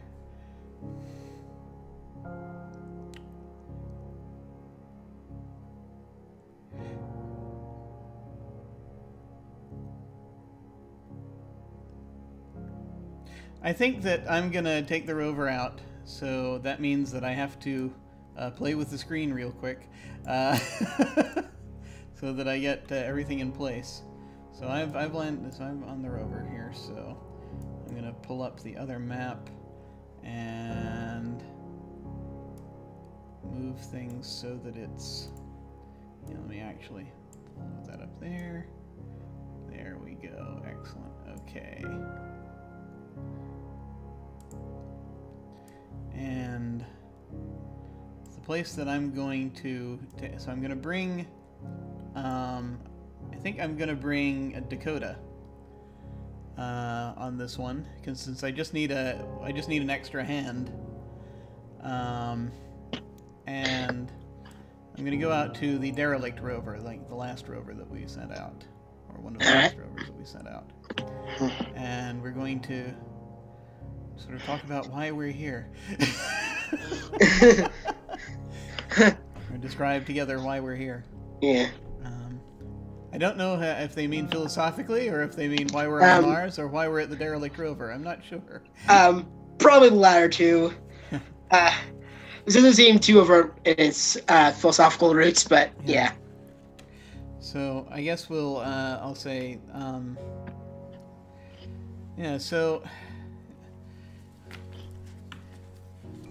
Thanks for heading out with me on this. I just need another pair of hands while we grab some of the parts out of this. Oh yeah, definitely. And just and I'm guessing it's like basically in pieces, so that we're carrying them to the manual rover. Yeah. So Dakota's just gonna start. Starting with the biggest pieces. Yeah. And I think actually, since I have you here, it was probably that you're driving. As you drove us out here, and so I'm sort of collecting. It's like, So do you see anything? I'm gonna get at some of the. I know that we can grab some of the electronics and I think it's down. The power cells are out, but we can. Sort of see if it's got any. We can grab some of the. Yeah, help me detach some of these samples from the back, would you? Oh yeah. Obviously, this is like How we detach some samples? obviously in suits. But, Over. yeah. So how are you holding up? All right. The gravity's been doing stuff with the joints, but nothing that I can't handle. Good. All right. What have you been talking to Mew about the joints? Yeah.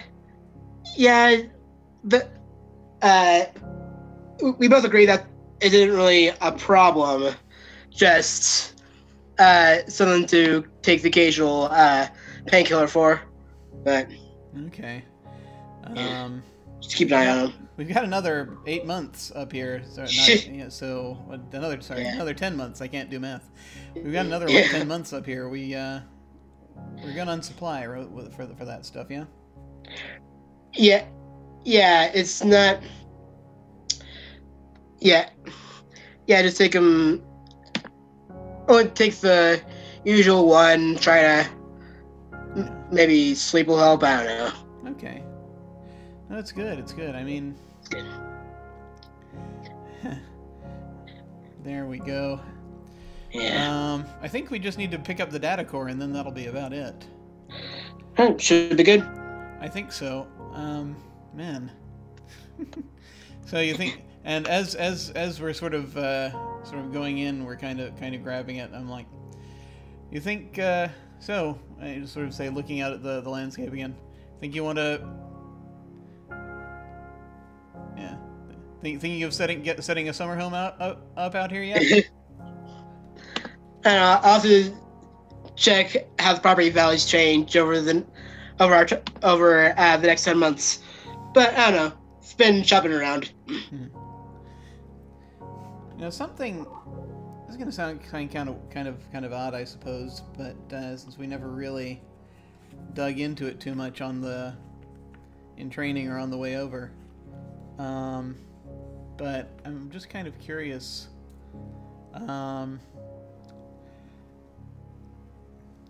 After the missions that you flew, why'd you decide to tackle Mars? Next logical step. Took the moon. Might as well take Mars. That's fair. That's fair. Yeah. So what happens after Mars? Let's see. Mercury, Venus, Earth, Mars. Pretty sure Jupiter's next. That was gonna be hard though. Not as easy to land on. Yeah. You might have to develop. You might have to develop yet another protocol for that. Yeah. A very highly pressurized ship. Plenty of stuff to look at on Europa, though, probably. Yeah. Up there and some of the other moons. See something's under the water. Yeah. Yeah, I've been hearing a lot.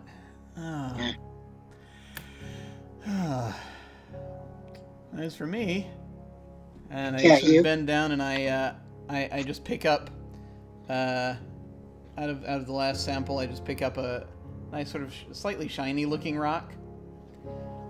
I'm here for this. This very nice rock, boss.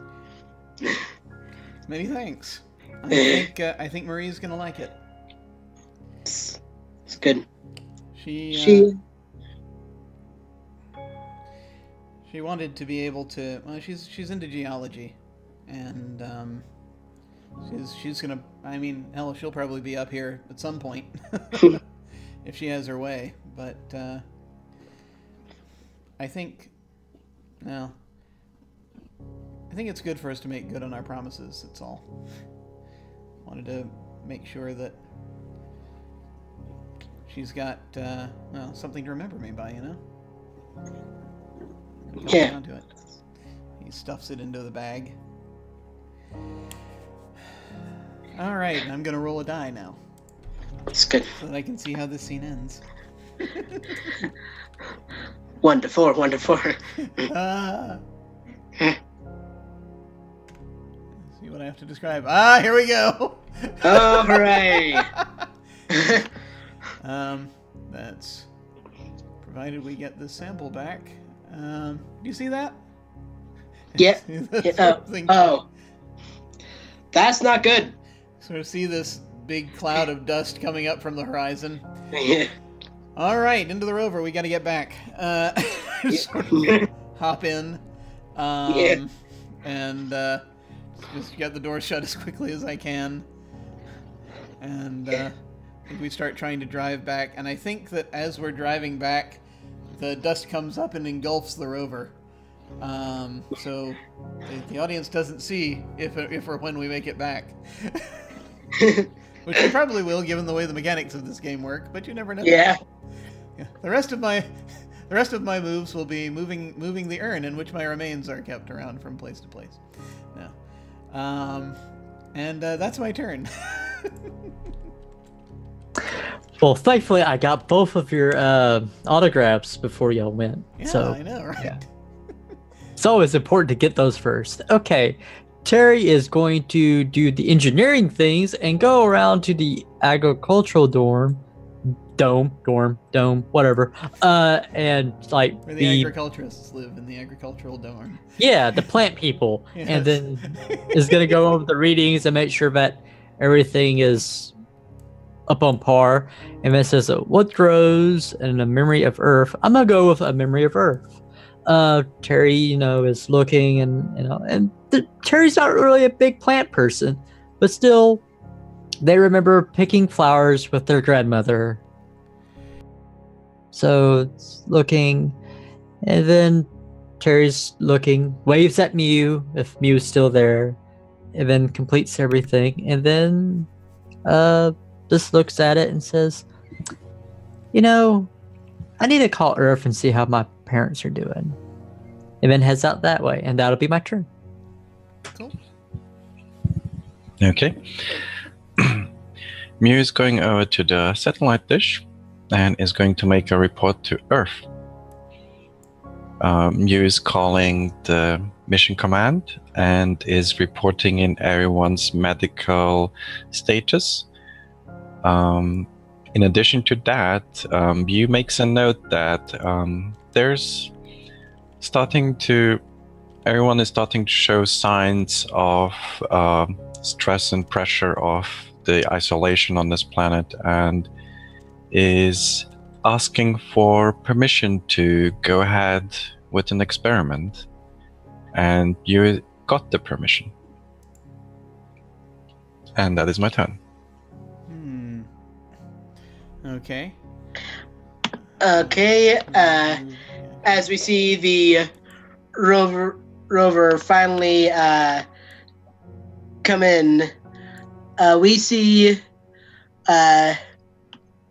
Dakota head to the cabin and make sure that his bunk and the table next to it is okay, and that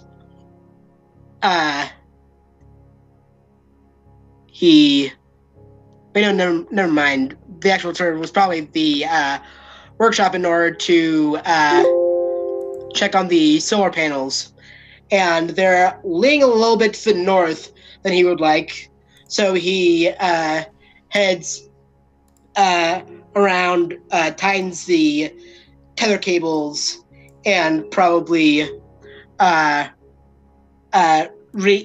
undoes and then resets all of the screws and the power input.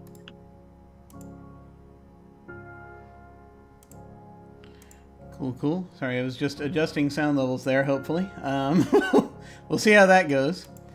Hang on just a sec. Okay. All right, let me see what we got here.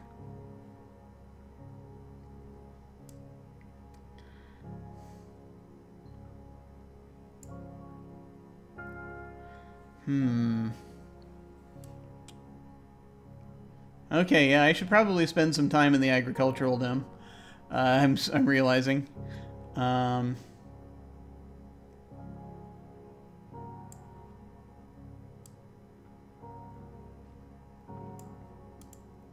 So I head down there, and I'm looking over, and I see that right now it's still early on, but we've got, I think, a few buds coming up, and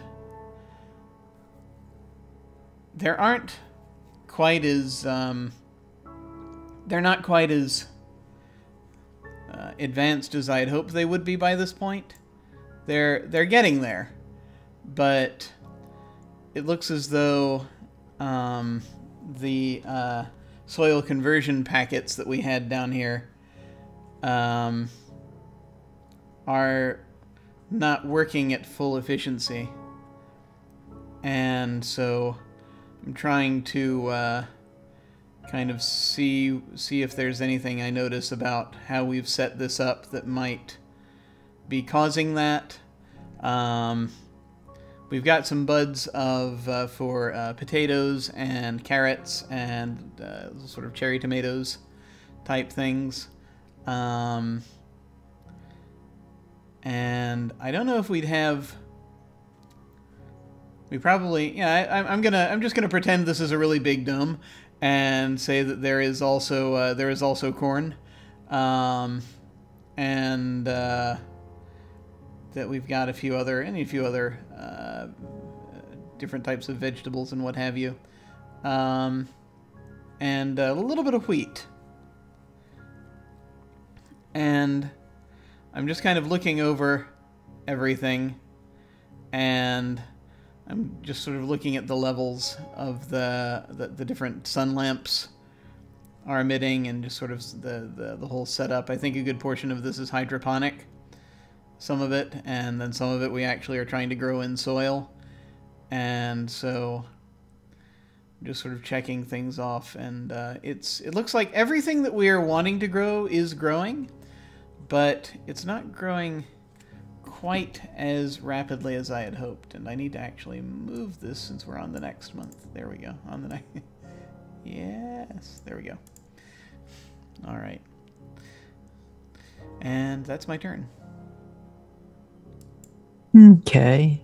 Terry is gonna get some recreation in and do some I guess some holodeck yoga or some holodeck racquetball, some kind of holodeck something. And Hollow yoga. yeah, hollow yoga. Somehow I don't shh, just that. But yeah, yeah, virtual environment. We have, totally. it's just with the music, and then The calming it environment. messes with the smells because of the incense, and it can fool that you're like actually smelling and all. But Terry's a little down, a little depressed, being seeing all the red dirt and everything, and this is probably the most that they've been outside. So is doing that and all, and then just trying to cheer themselves up and get out of the funk. And that's where I'll end my turn. Okay, and so are you assigning? Oh, yeah, because you got to assign one of those 3 to a badge. Are you assigning depressed Oh, to okay. yourself, or is this something else? I'm sorry, I didn't read that correctly. Okay, I was. This is like the mess hall. This is basically Oh, where you're okay. assigning a quality to somebody.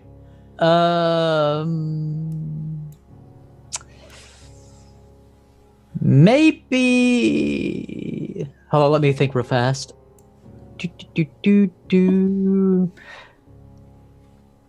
Terry's starting to find the commander annoying a little bit because it's like, God, I just want some time, and now they got stuck outside in the storm, and now I have to work on the rover. So many things to do. And that's how I'll put it like really bold to the commanders. But Nice. yeah, I'll end it there. Okay. This month, Mew moves over to the laboratory. After having set it up, it's part supercomputer server farm, part chemical laboratory. And Mew spends most of the month working connected to the computers. Everyone doesn't see Mew for days on ends.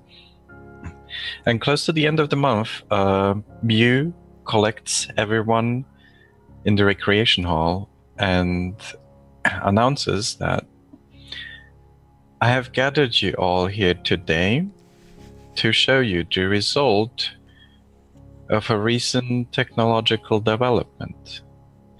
Now, I know this is going to seem unusual to you, but we hope it works. And as Mew says that, a holographic projection of Earth as a globe shows up in the background, and out of the Earth step out holographic projections of people important to all of your characters. You all mentioned quite a few on the ship back, and they're all seem to be here in the room. And at least to the characters, they seem to be talking to you in real time. What they do not know that it is an experiment in simulating these people and their communications with the crew members. Space Command is hoping to make everyone feel less isolated by providing these simulations. Now, is Mew not telling them that? Yes. But Mew does have to collect some data on this, so that's what's happening. And that'll be for my turn. Interesting. Okay.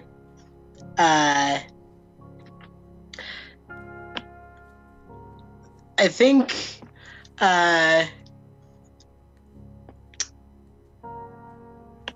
Dakota has received something that he doesn't know the difference to be an actual message from Earth, and it's his what I get. It's Roy playing the trumpet in his 6th grade band concert.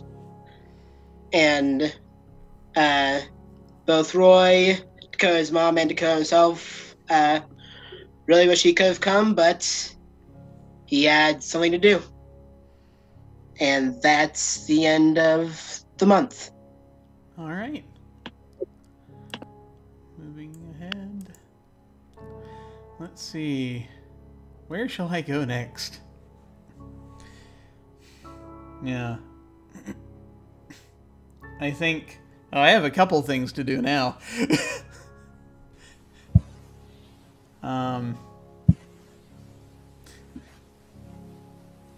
This is a new month, so... I think what I'm going to do first... Yeah. I'm going to go to the workshop.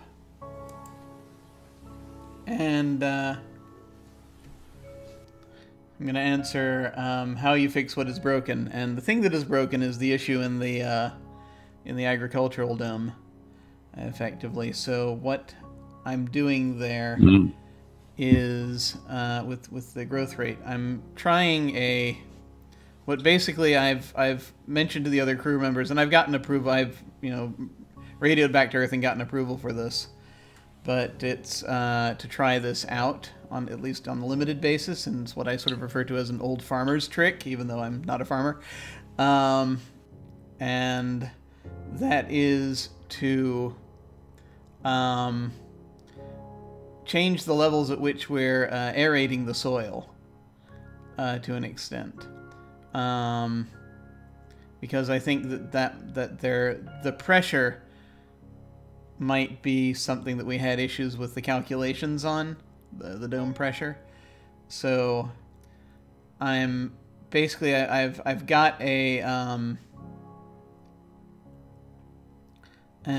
oxygen well, I don't know if it's an oxygen recycling unit or a because we could be far enough in the future we have those. We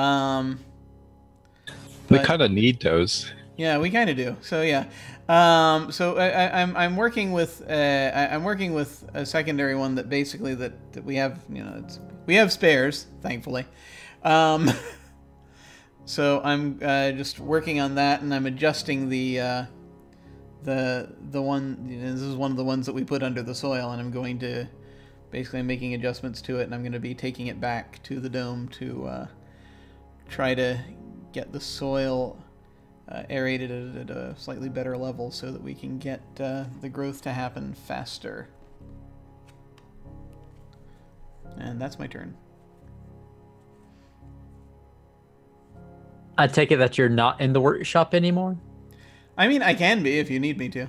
Oh, it's fine if you're not. They're probably gonna talk bad about you anyway. And I can still see the people that are important to me, right? This simulation pretends that you're communicating to them. So every other day you can access the communication with them. But, Oh, it's okay. just a simulation. You don't know that, but you think you're calling in home. Oh, basically. okay, just calling in. Okay, not actually seeing them. Okay, that would be really problematic. Hi, dads. Why are you here? Been introducing everybody. Okay. Well, okay. Terry is going to haul in the rover because sand got into the motors and the engines and everything. So they're having to drain the sand out. So Terry is really cranky and kind of saying, I can't believe the commander and Dakota got sand. It's everywhere. It's just everywhere. And then it's just draining it and then re-greasing and just redoing everything. It's like, damn sand. Now I know why Anakin Skywalker hated Tatooine. It's like sand everywhere. And that is how Terry will spend their turn and end their turn, and eventually we'll fix it by just draining and then greasing. So yeah, and complaining about sand and the commander and that damn storm, and gonna upgrade the sensors later on. And that's for another project. So yeah. Nice. Okay.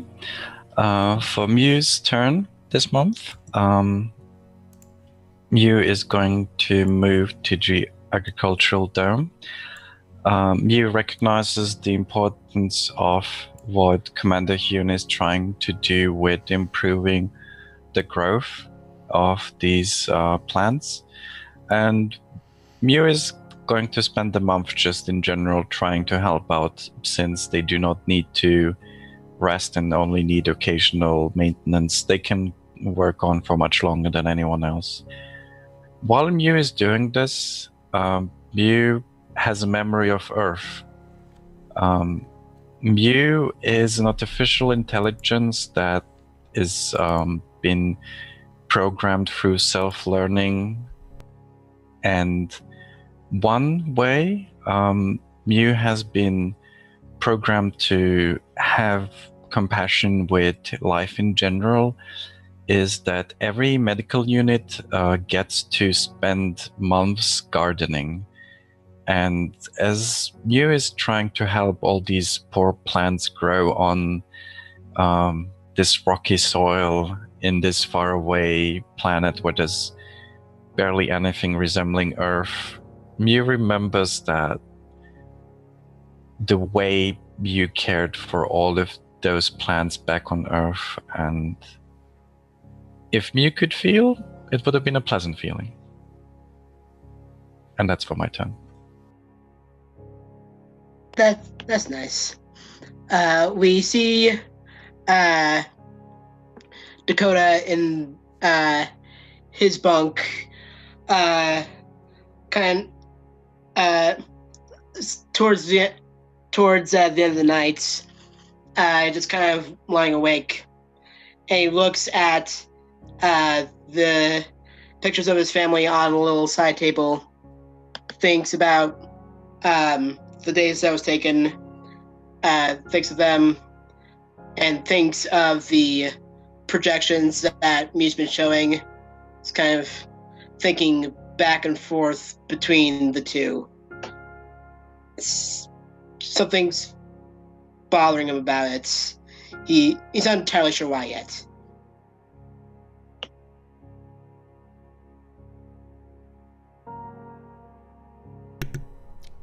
Okay. I shall advance the month.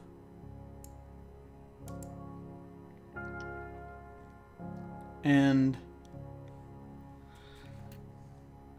I think what I shall do now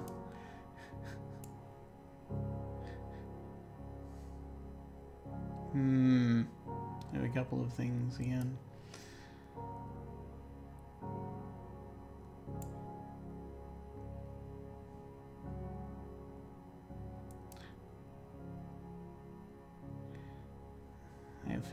I actually, it's weird because I know we have limited time, so it's like I'm now trying to decide between things.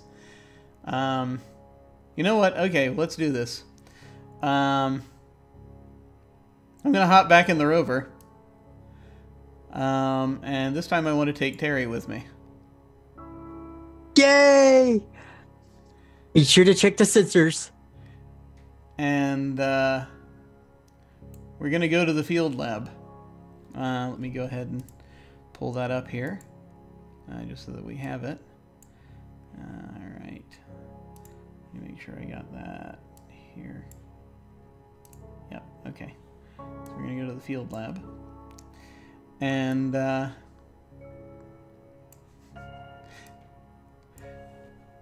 where I think the field lab is a just is not too far from our location, but it has a just sort of things where it probably has like a like far enough away that it's I'm imagining maybe that's where we put some of the solar panels and we do like energy storage stuff there, if that makes sense. And it does. We have sometimes some experiments we have to test away from the basically stuff that is more about the environment of Mars itself. And so I'm heading out to check out some of that, and as we're kind of out there looking around, I'll say, hey, you did a good job with fixing the rover. Everything came out okay? The sand came out just fine, Commander. Yeah. Just fine. We had no idea. It's this thing. We've got to. I don't know if we can figure out. You got to figure out. And part of what we're doing with this is, figuring out how to predict these weather patterns, because it's just what we know from Earth just isn't enough at this point. This is the sensors, and then it's just sporadic, and then it's just problems, and yeah, they're clearly annoyed with like the sand. Well, yeah, exactly. And so I'm saying, listen. Terry gives you the stink eye. Listen, I think we should talk about this. I think there's clearly that. There's something that you want to get off your chest. Did you check the sensors? Did either of you check the sensors? I mean, I feel better when I'm fixing something instead of like just cleaning something. I know it's a part of the engineering thing, but still, it's just the sand. We did look at the sensors. We did look at the sensors before we got out of the rover, but we did spend a good deal of time trying to get everything out of the old rover that we needed. So it might have come up. I did see when I got back in there that there was a readout that we couldn't hear from where we were. I think maybe it'd probably be a good idea if there was a way we could get it to alert us in our suits. What do you think?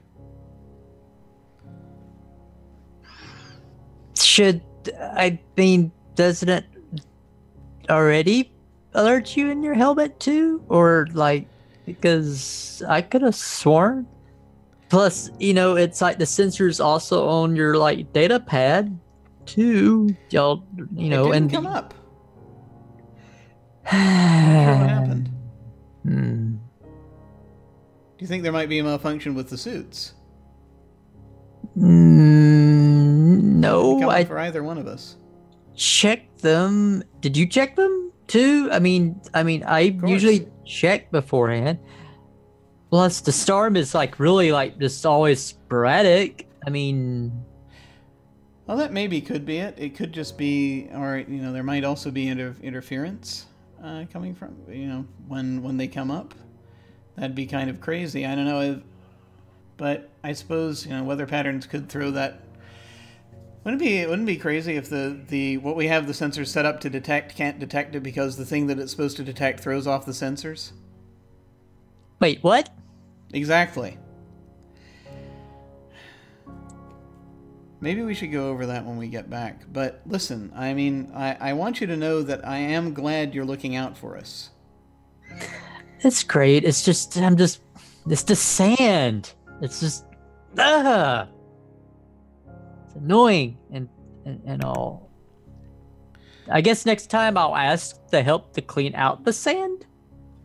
Absolutely. Yes, please. If you need help with any of these things, just talk to us. I mean, it would have been nice to have y'all offer since, you kind of did sand it up a bit.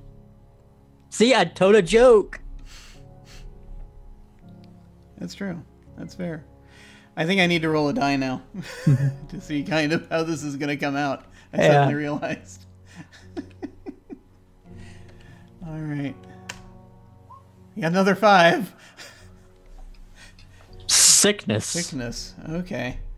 Oh no! We got to figure out where we're going to bring this in. All right.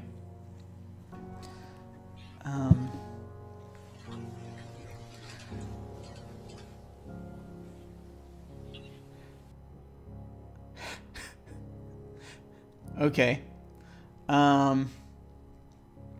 So we're kind of sort of gathering, making our final adjustments. I think to the as we've been going on, we've been out here, we've been collecting data, making adjustments, and I just kind of lean over and I rest my hand against one of the my gloved hand against the side of the field lab, and just sort of stand there, sort of just holding still for a minute.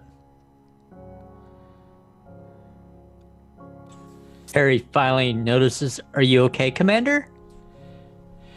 Yeah, I think I'm all right. I got a little woozy for a second there. Woozy?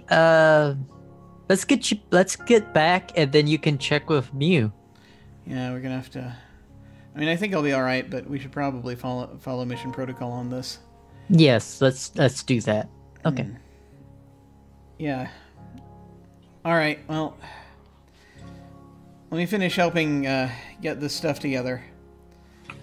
I think we just have a couple more of these to pull chips to transfer out, and we'll and then as I do, I sort of sink to one knee. Oh, great. First it's sand, and now what's wrong? Come on. Helps you up and gets you into the rover.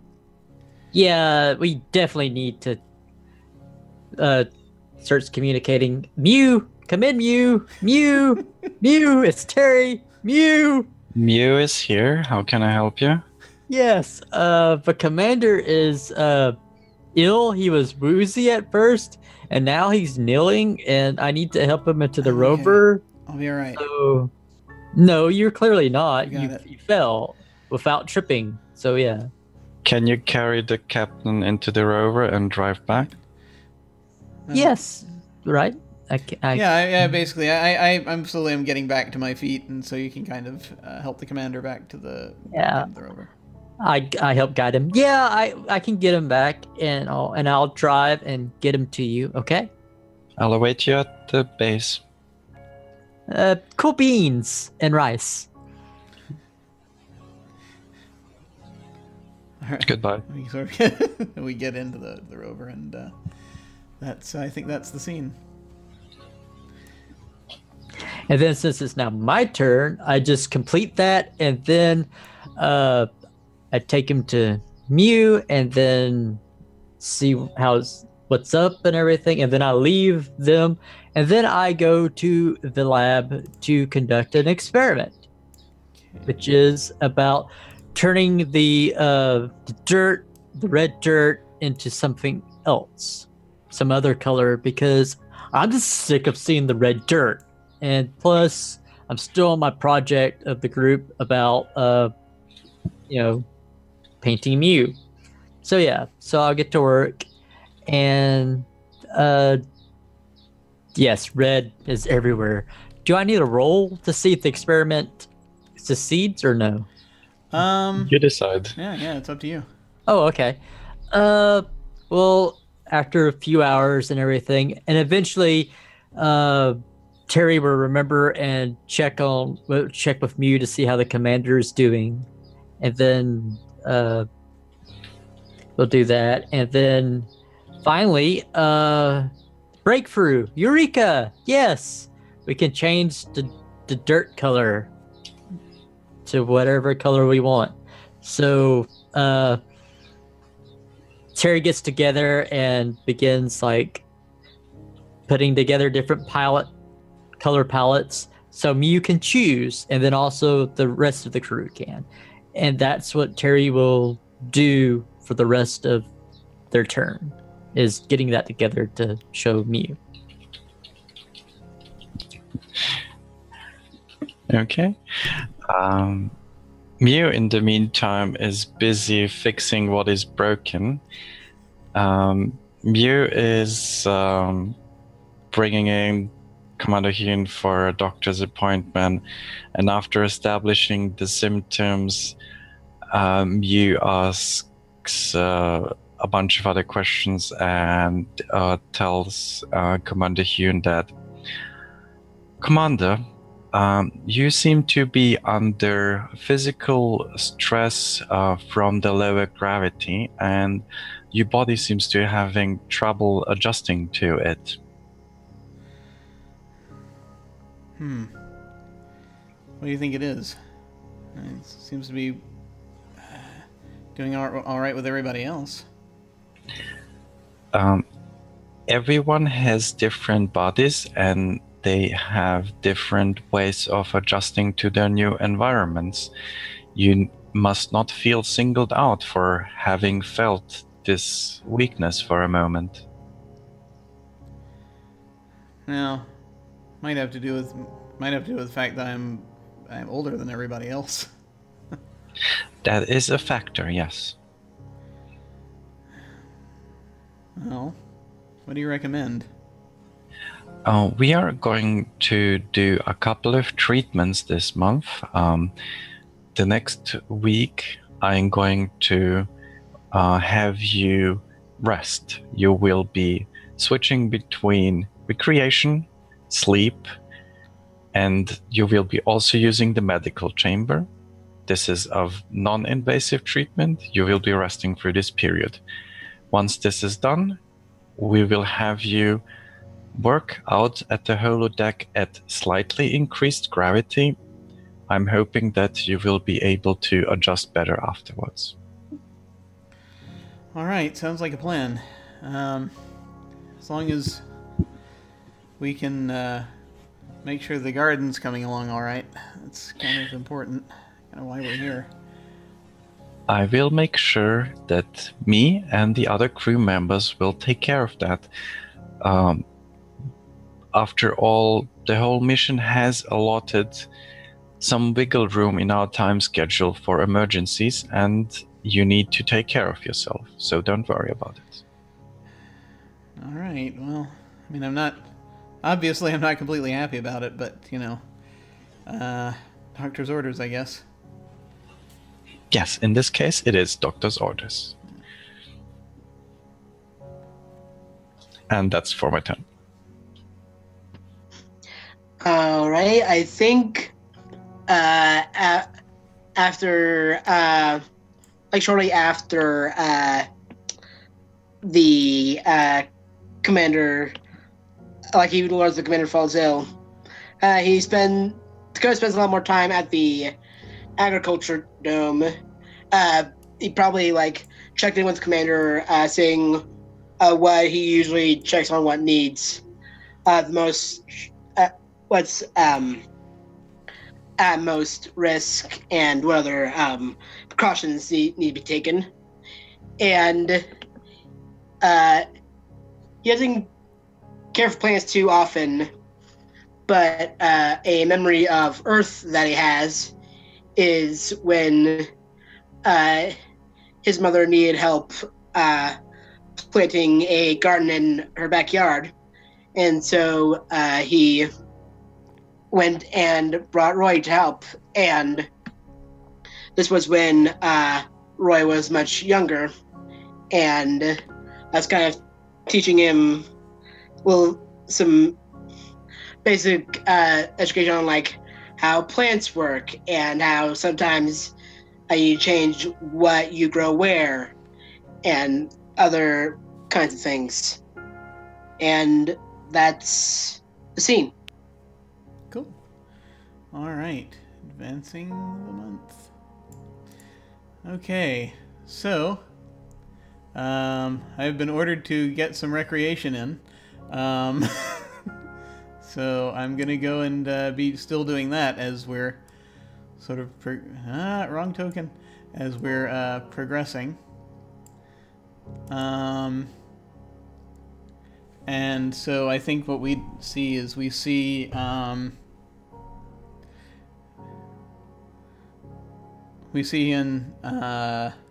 sitting and doing kind of like in the hollow environment, sort of kickboxing and a couple of other things that he does, just sort of working out, that kind of thing.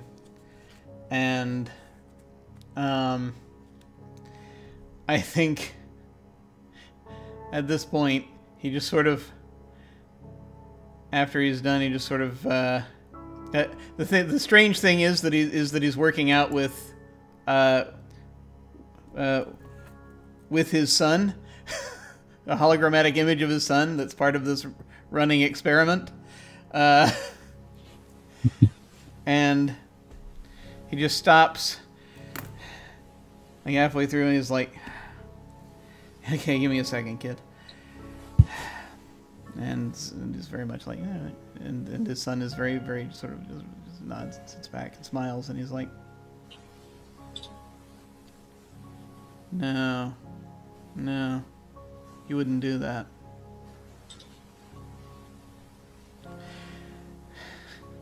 I really wish you were, I know this isn't you, I really wish you were here.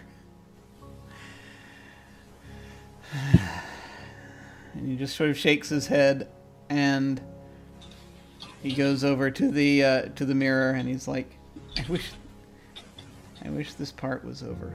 That's all just sort of looks at himself, and I'm gonna assign myself the depressed tag, and that's my turn. Dang, that got real. That did. I was like, oh, wait. What? Okay. Terry is going to continue doing different experiments with the soil, trying to make the soil fertile.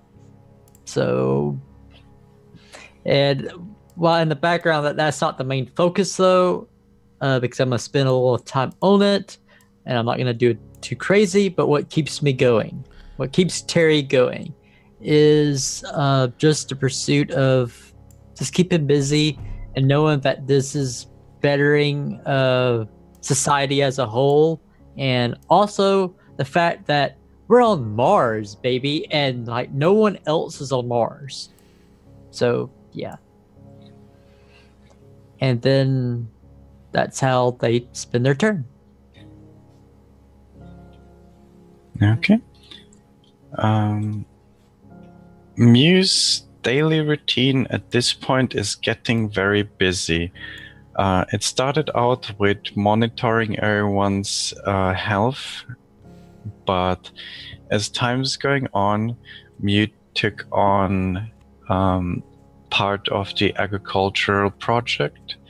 Mew is also taking care of trying to make the experiment simulation work as perfectly as possible, trying to correct any issues every day. Besides that, they are also doing manual labor whenever it is necessary outside of the base. But Mew does that without even complaining at any point. And that's my turn.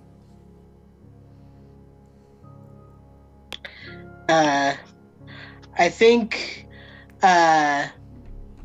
Dakota's going to try and have a scene at the rover. Okay, Cool. please move. And I'm picturing this as kind of early in the morning, and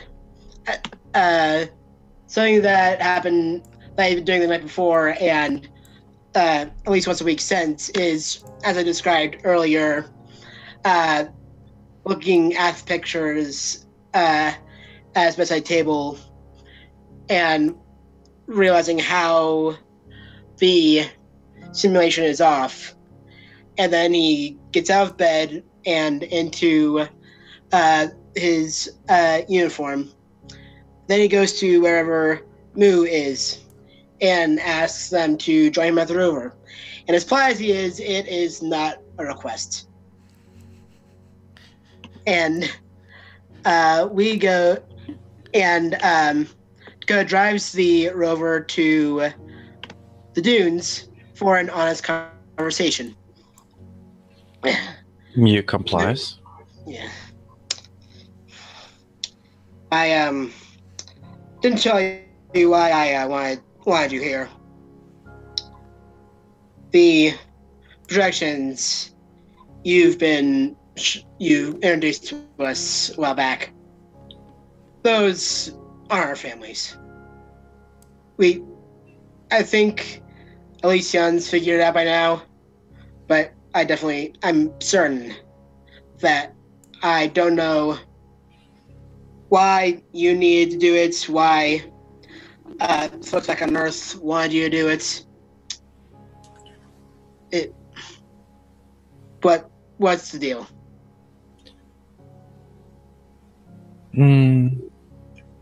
The communication is meant only to be of help to the team. I do regret that I had to deceive you. You're right. There is no possibility for instant direct communication. Yeah. I mean, I guess it helps. I kind of see why the experiment itself had happened. Talking to three other people day after day, but it didn't have to be some falsehood. Could have just had just some sort of, I don't know, sample AI, something like that. You don't have to concern yourself with the function of it. To put it simply, it was all simulated. Again, I excuse myself for the deception. It was only went with the best of intentions. I understand. You do not have to interact with them any further. Thank you.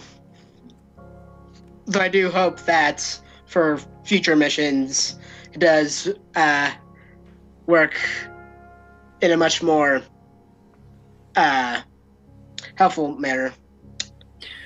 I hope so too. The positive effects in the first 5 days were amazing. It's good. Okay. I think we can resolve this. Roll the d6. Right. And we just sit in silence I think we just sit in silence as we drive back to the settlement. Mm-hmm. Nice. That was good. Yeah. All right, moving ahead.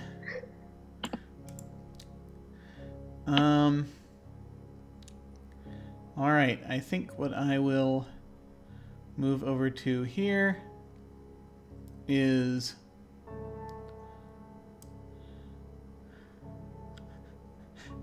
I was gonna do no, I'm going here.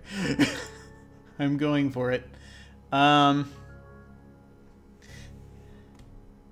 Commander Hyun sits in the command module, in the satellite area, just replaying the last actual transmission that he got from his kids and from Micah. And he's just sort of looking at them. And he's just sort of wondering, am I really helping them all that much? I leave every single time I get a chance to stay, I leave.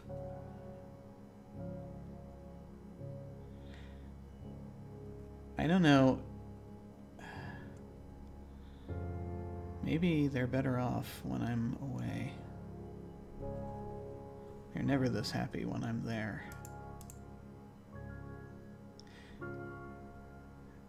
And he just sort of shakes his head and looks out again at the dome. He's like, I don't know.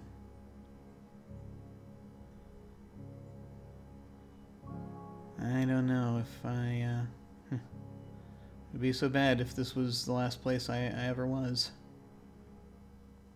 And that's that scene.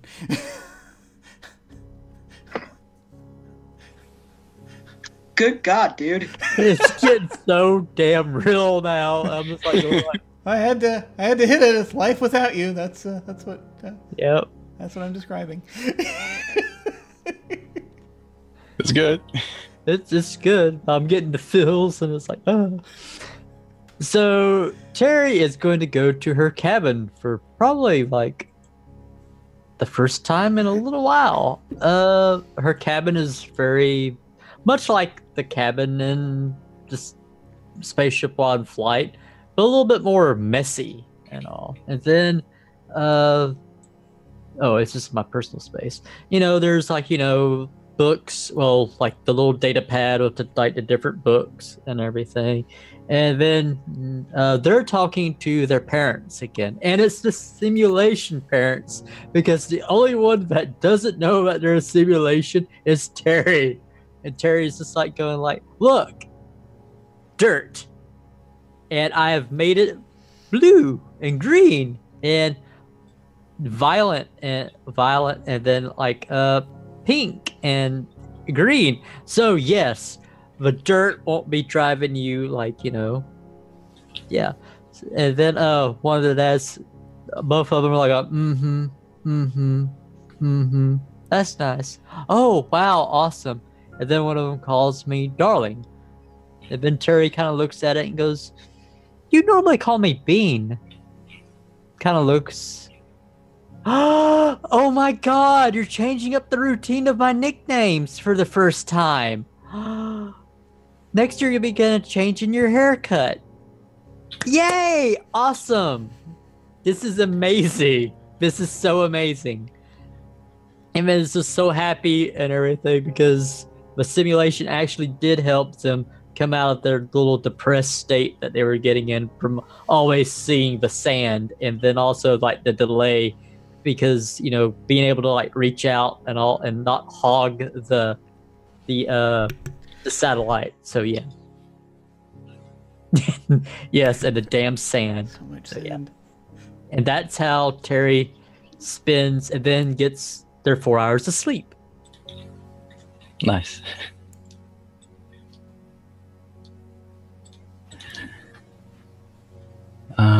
Mew is going to communicate back and report to Earth that there has been a change in the mission. Both physically and psychologically, the commander has been deteriorating way faster than expected. And Mew is basically asking for help as to what to do in the situation. Otherwise, they're going to continue with their regular daily routine. And that's my turn. Okay. I think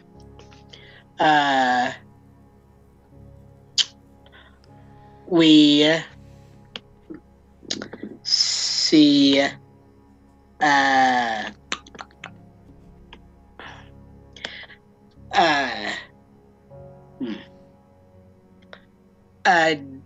Dakota doing some just some basic weightlifting in the rec room, and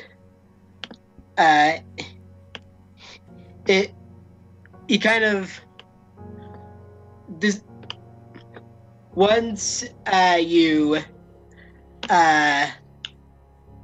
it's revealed that he's not the cleanest gym employee, like gym member, basically. Like, he is very bad at upkeeping like that particular part of the settlement, because he sees it as a non-essential, and so he is in that particular case a bit messy.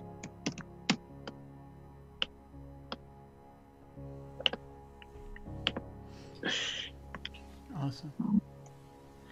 All right. Month moves.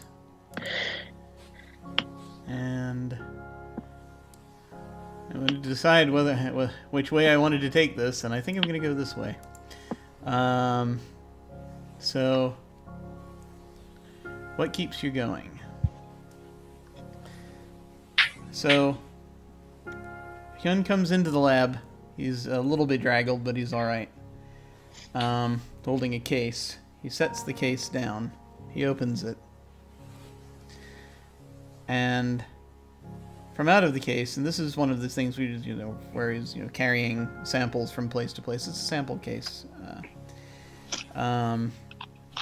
He takes out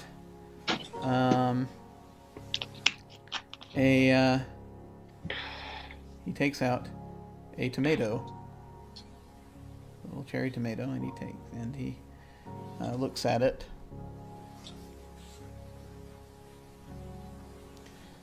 And he puts it in. He sets it in. He puts it in to analyze its growth patterns. And you just see there's readouts go up on the screen. You see it sort of reflected on his face. There, the light from it on his face. And you just see him very just sort of like he just sort of does this, and he he smiles very slightly as he watches the data going up. He just slowly nods and exhales. And that's that scene.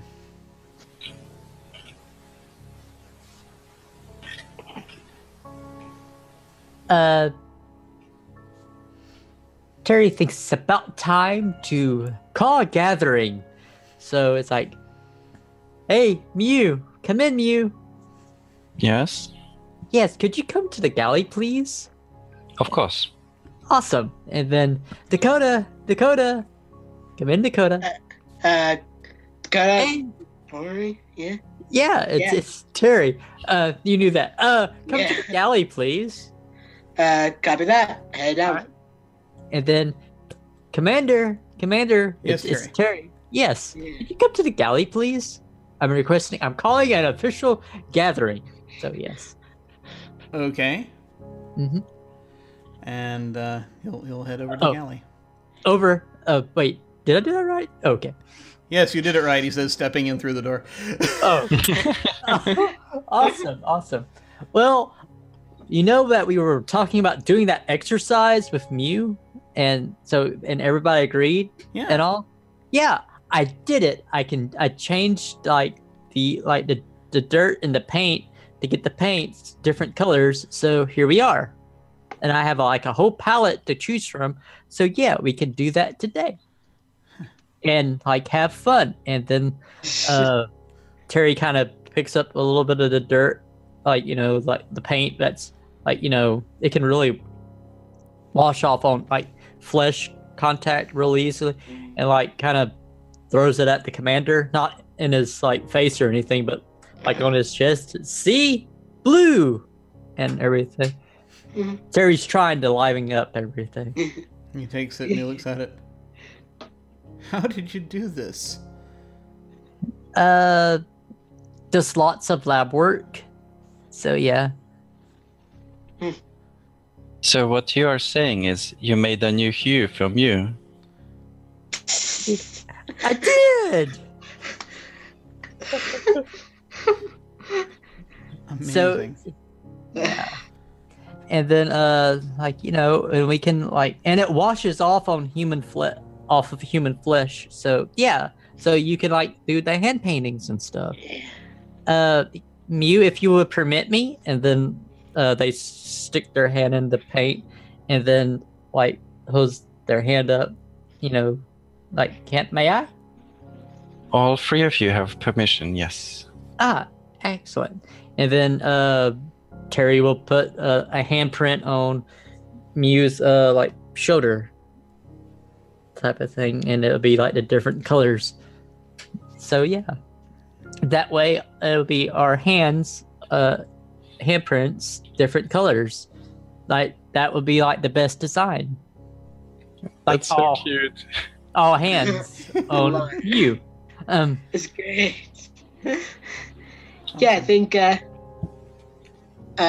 Dakota is a bit louder than he usually is and joins in. Yeah. Yeah. And, the commander will, Commander Hyun will do so as well. Just seeing it and just kind of, he'll hang back a little bit and then just learn and start painting after a minute. And then and in between them, Terry will like put their hands on like the commander type of thing and be like, you know, like thing. That way they're like horse playing type of thing to like kind of liven thing up. A little bit, yeah. Yeah. I'm doing diabolical means, but like not really nefarious. But yeah. So yeah, and that's how I'll spend my and also Terry will say, Commander, I do need to talk to you later about something. So yeah. Okay. And then that's how I'll end my turn. With us just having kind of a better time. Okay. Mew is going to use the rover and is going to ask the commander to join them on a mission. Okay. So while we are driving and I'm picking the ice field, Mew is going to explain the mission. So we've been working on improving the effectiveness of the agricultural dome. For that purpose, I have run a simulation and we are currently in need of more water. A new artificial lake could help. As such, I brought you with me to gather ice in the ice field for that purpose. Yeah, sounds good. I think that'll work. All right. Do we need do we have a thing where we need to? Have we tested samples from out here yet? Yes, I have sent out a drone to find appropriate water with the help of Terry. Okay. All right. Good. Well, I think we can. I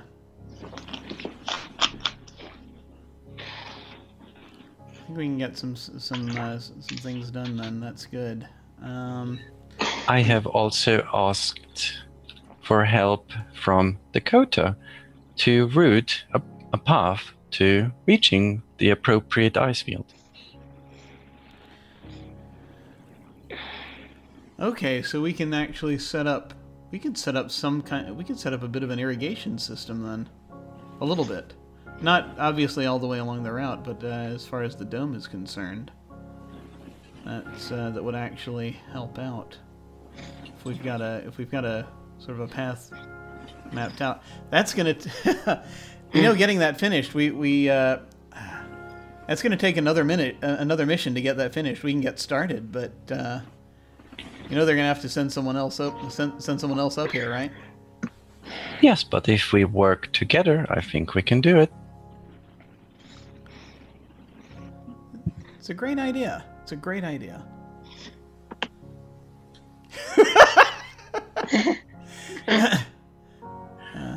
Mew has just rolled a 5 on this table. So, Oh, after that no. heartfelt conversation, The commander's gonna die. Well, who's getting injured? That's the question. It could be either one of us. well, I pick, and Yep. what's happening is that one of the processors is overloading, and there's a couple of RAM chips inside of Mew that are now have been, what's the word? Molten. So there's a couple of broken RAM chips inside of Mew. After that speech, Mew just has a couple of language tics suddenly. Uh-oh. So you see over there, there's the ice field. Are you alright? I would have to run self-diagnostics to tell you that. I think maybe you should do that. Yes, please do that. That's an order. I will do so once we return. Alright. We got an eye on you. So he just sort of keeps his eye on him as we're doing this. There is nothing to fear. Yeah, I know, but I just want to make sure you're okay. All right, that's it for the turn. Yeah, I think we're doing fine, but at the end of the sentence, I said it on Cranberry. We see, I think after the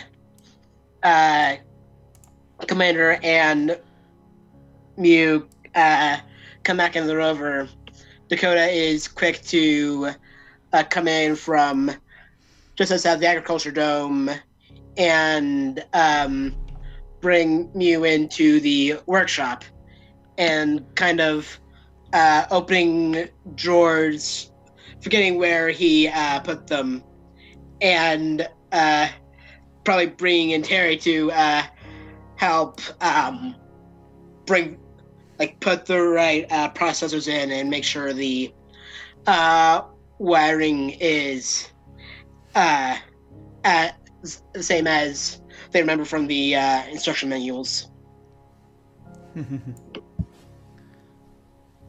Okay, let me just ask briefly, since we've hit 7, we're past 7. Do you want? Shall we advance the lunch window a little bit? I mean, we have 3 months left. I think we can do that in half an hour. Okay. Yeah. Yeah. All right. Just let us know if we need to speed up here. Mm-hmm. All right. So, this next month. A quick question. Did you say you succeeded in fixing Mew? That's a good question. Probably, I think with Terry's help, it's most likely. Yeah. Okay. Though there may be the occasional lapse. Sometimes you start speaking with a French accent or different accents. So yeah. Oh, commander. Awesome. So in this month, I'm going to come to the galley, and there will be another gathering, and this will be really quick. This is going to be, for me to describe it anyway, where I ask, and it's around dinner time. And I ask Terry and Dakota to come to the galley. Yeah. Right away, Commander. Be right there. And when you come in, you see that sort of we have the table set up, and he is setting plates on it, where it looks like he has just prepared a meal. And he says, all right, folks.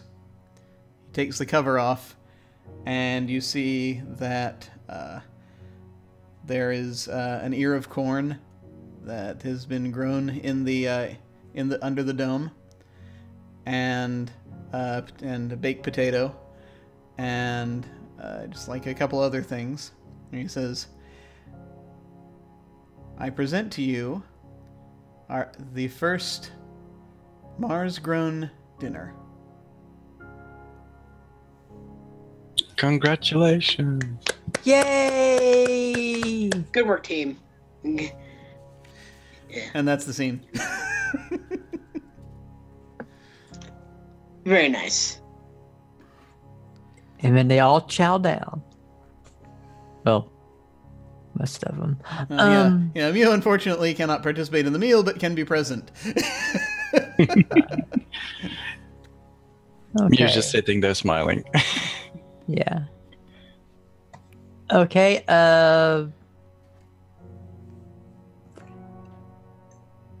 Terry is going to go to the workshop to work on the sensors, and Terry's going to call the commander. Commander, come in, Commander. Yes, Terry. I need your help in the workshop, please. It's with the sensors. Over. I'll be right down. I come down. Okay. And Terry's working on it and all. So, yeah. So, how you been? I've been okay. It's kind of rough. But, it's, I haven't been able to accomplish quite the same things that I was hoping to when we started, but I'm glad at the progress that we've made here. Yeah. How do you like Mew's new colors? Mew looks fabulous. Awesome. If it they pause for a moment, and it's like they're trying to figure out how to put it. So Terry gets out like a little data pad and everything. When I was doing the the experiments with the soil, I found that it was by a fluke that you know how the Mars soil itself is not that fertile for certain plants and all, and how the samples say that. Well, anyway, I made a mistake, and then well, here's the findings about what I was doing with the soil to make the different colors, and it shows that it's actually made it a little bit more fertile with the different ones. So You're kidding me. You just sort of, we'll take the data pad and look at it. And you'll notice that on the data pad, it doesn't have like Terry's name on it. It has your name on it. Type of deal. So, well, hang on. Just are these the commander's numbers, or are these Terry's numbers? But he's written the commander's name in. They've written the commander's name in. Right. It's Terry's numbers, but it's the commander's name on the findings. Looking at it. This is amazing. This is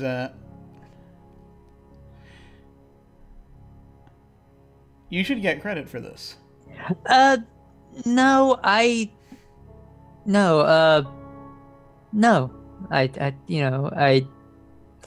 did the like different stuff, and well, you've been really kind, and you've been a leader, and well, it's you deserve the accomplishment because of like the leadership and all.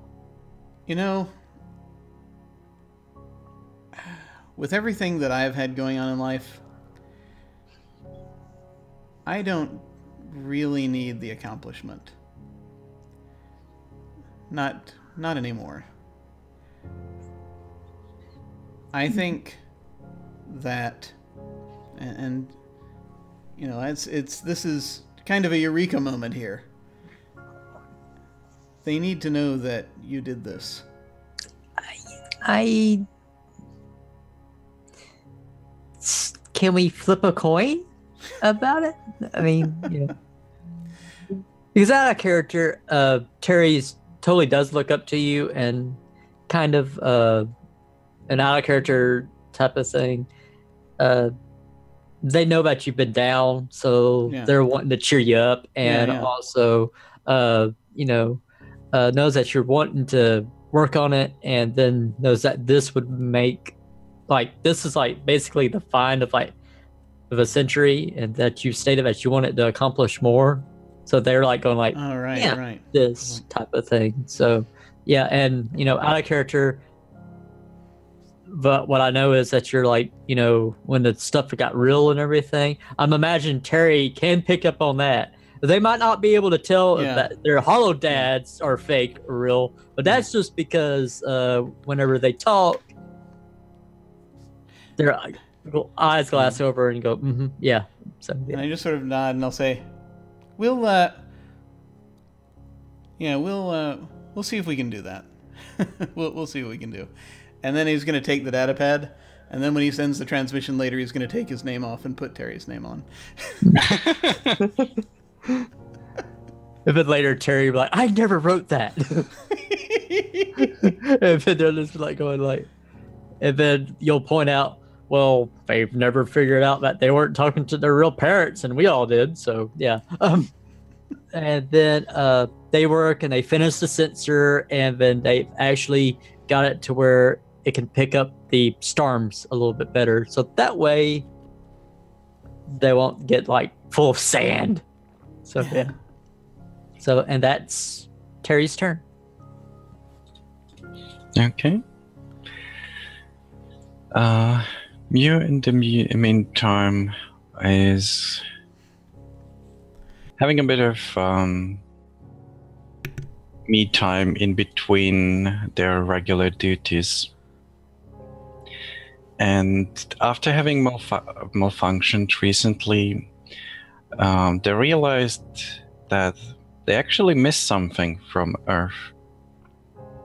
They noticed that the disconnect from the database they had access to at the factory that they were made at really feels disconcerting. They're also disconnected from any databases at the scientific universities where they were being grown. And they're also separated from the other medical units that are stationed on Earth. When it all comes down to it, Mew is alone. And that's their turn.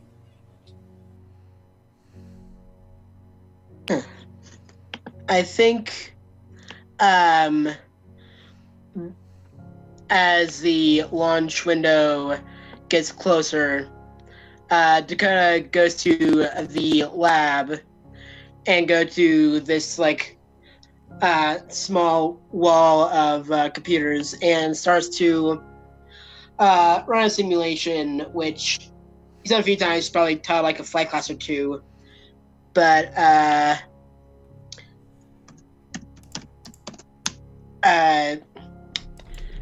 basically making sure that the return shuttle is going to do what it needs to as far as he can test. And that's the scene. Okay. So this is the last turn because once we move from here, then that's when the game ends, is on the next sun. So we can go ahead and do that.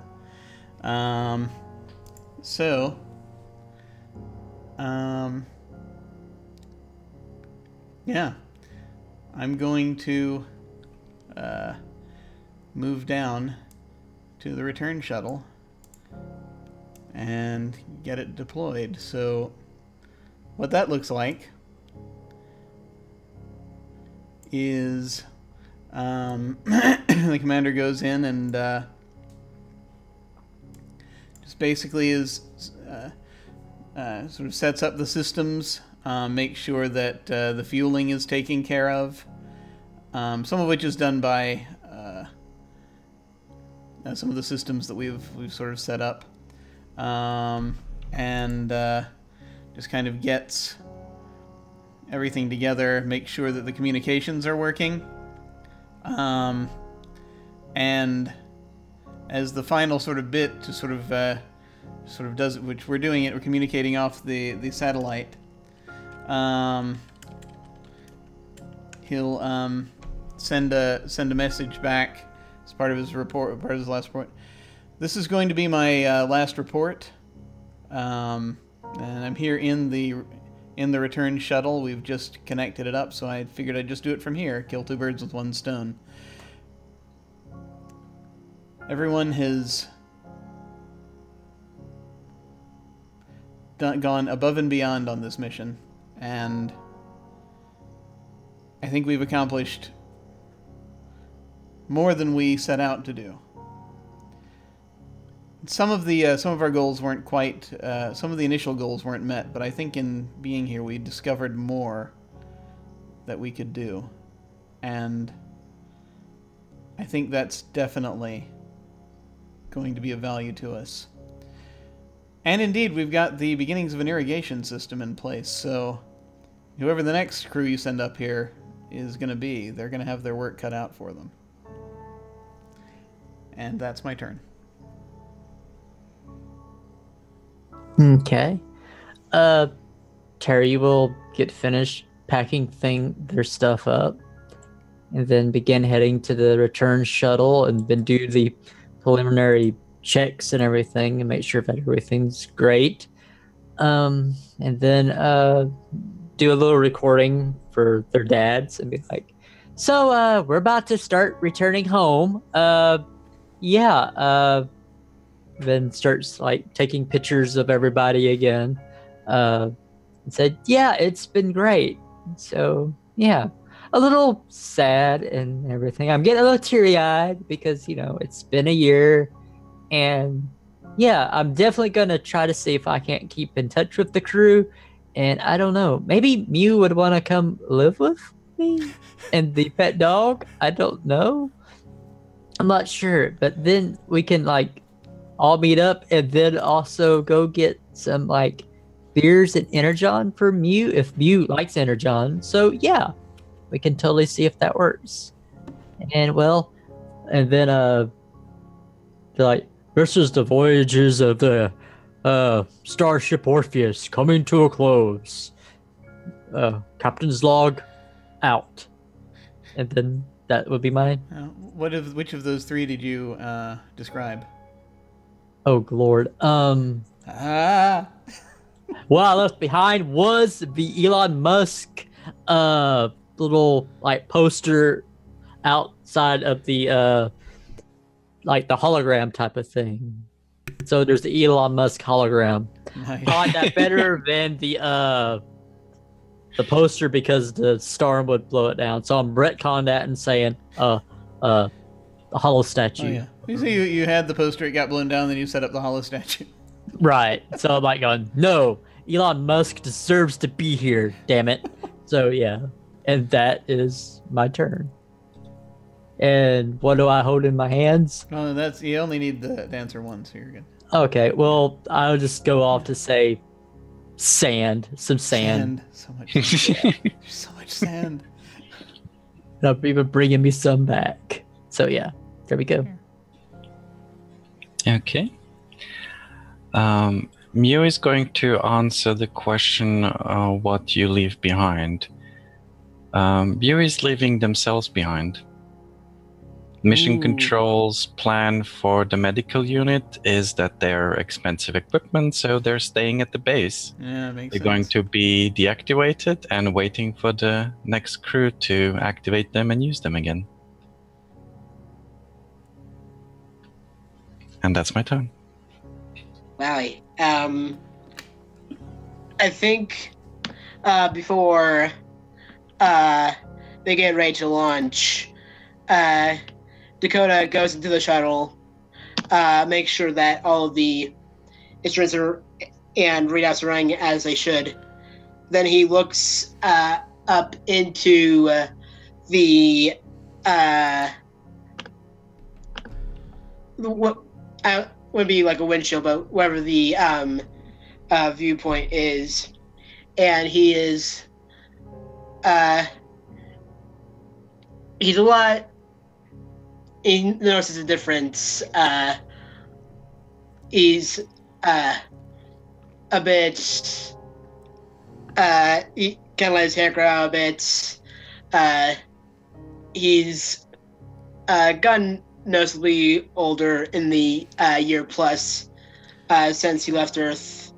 But he's a lot more confident. He is. You see someone who is much better at working with a team. And that's the round. Awesome. Well then, finally, the sun reaches its zenith. It reaches the point where we hit the launch window, and we leave Mars, and then the game ends. And that's it. That's life on Mars. Yay! Yay! Yay! Oh, that was awesome. Thank you so much for playing. That was good. Yeah. This was great. We're going to go around the opposite direction that we started, and I'm going to ask folks what they thought of the game and where folks can find you. Feel free to put any links and such in chat, and we will start with Eli. Levi. Who is Eli? We're going to start with Levi. I can't speak anymore. Hi, I'm Levi Phipps, Levi Phipps 97 on Twitter. This was a lot of fun. I wasn't totally sure about how this would go. I'm not super used to like games that are this loose and mechanics light, but I'm really glad to have try this out, and definitely hope to play this with more people. This was really fun. Thanks for facilitating this. Cool. Yeah, no, that was great. That was great. Thank you for playing. And now let us move on to Alexis. Hey, I'm Alexis, and you can find me under Twitter at GameSeizure. In my free time, I am working on a couple of tabletop RPG systems myself. And I like this game in the sense that it achieves what it sets out to do. It facilitates very loosely some sort of fiction, but it doesn't push anything. A lot of the choices are either very practical or very personal, and it talks a lot about like what you're feeling and such. And it was a challenge to do that as a non-human character. Really, I had to it got me to do some proper science fiction philosophizing around with a robot and how they would deal with all this stuff. So yeah, that was really fun. Excellent. Awesome. And finally, Val. Hello, I'm Val, also known as V Fergie. You can find me on Twitter and all the things under V Fergie. So yeah, I do a lot of different playthroughs and let's plays. I just haven't had a chance to yet because of personal schedule, but I should be getting back to it around next month probably. What I liked about it, I just really enjoyed the whole game. That, and this makes, I can't remember how many times here on this channel, and I want to thank you very much, Jim, for having us. So yeah. Well, thank you so much for playing. This has been awesome. I'm trying to think of my favorite part, but I can't really right now, as they've always, there was like so many. I did like the rover scene when we because of the sand. So yeah, and then also the hand painting. So yeah. I can tell you the hand painting was easily my favorite scene. Yeah, that was really good. I really liked that. I liked so much of this. Just in particular, just the I think the stuff with the rover was my favorite part of this. All of the rover scenes, just because that's when the most intense stuff I think happened. So that was really good. That was really good. Okay. Let me see. Where am I? Let me grab up my script once more, and we shall get out of here. Once again, I am Jim Ryan. You can find me at OtherDoc on Twitch and Twitter. My website is jimyesthatjim.com, where you can find my Geek Observation podcast and links to my various other podcasts, audio dramas, writings, and such. I've got links down below to my website, Twitter, YouTube channel, and the most recent short story I've released. What's happening with me? Well, on Tuesday, I'm over on Off the Table playing in their Urban Shadows campaign. I'm in the second of the two that they do. They do the Sprawl and then they do the Drag. They do 2 concurrent campaigns on Tuesday nights, and I'm in the second one, and that's at Off_the_Table. On Wednesdays this month, I'm running on this channel, I'm running Dungeon World, a scenario that we got from 20 Dungeon Starters called City of Pillars. We're doing the third of our 4 sessions for this month on Wednesday, so be sure to come check that out. It's been very delightful. On Fridays, Saturdays, and Sundays, I play video games. Fridays it's in the afternoon, Saturdays and Sundays it's in the mornings. Then every other week we do Cold Ruins of Last Life. That's not going to be on Saturdays. That's not going to be this Saturday, but possibly the Saturday afterward if everything is together for it. Unfortunately, it was not yesterday. We tried, but unfortunately there was illness in the party, so we could not. But 1 week from today, we will be back with more Life on Mars. There will be another crew going up to Mars, and we'll see how they handle it. And I'm delighted to get to play this game again so soon. I don't have sign-ups ready just yet, but within the next couple of days, there'll be sign-ups for April. We're going to have one-shots of Deadlands Noir that I'm going to be running, along with a Cypher System one-shot for a setting I created called Codex Fantasia, which is a sort of a fantastical Enlightenment era thing that I think some folks might like. So look for signups for that. We're also going to have a short campaign next month of RVR, the Robot Hamlet versus Robot Richard III scenario that I put together. Awesome. And is reskinned Lady Blackbird for. Crew's coming back, and we may have another member or two, so stay tuned for that. Still on the fence about whether there's going to be signups or not. I have to see where everything goes, but I think there will be.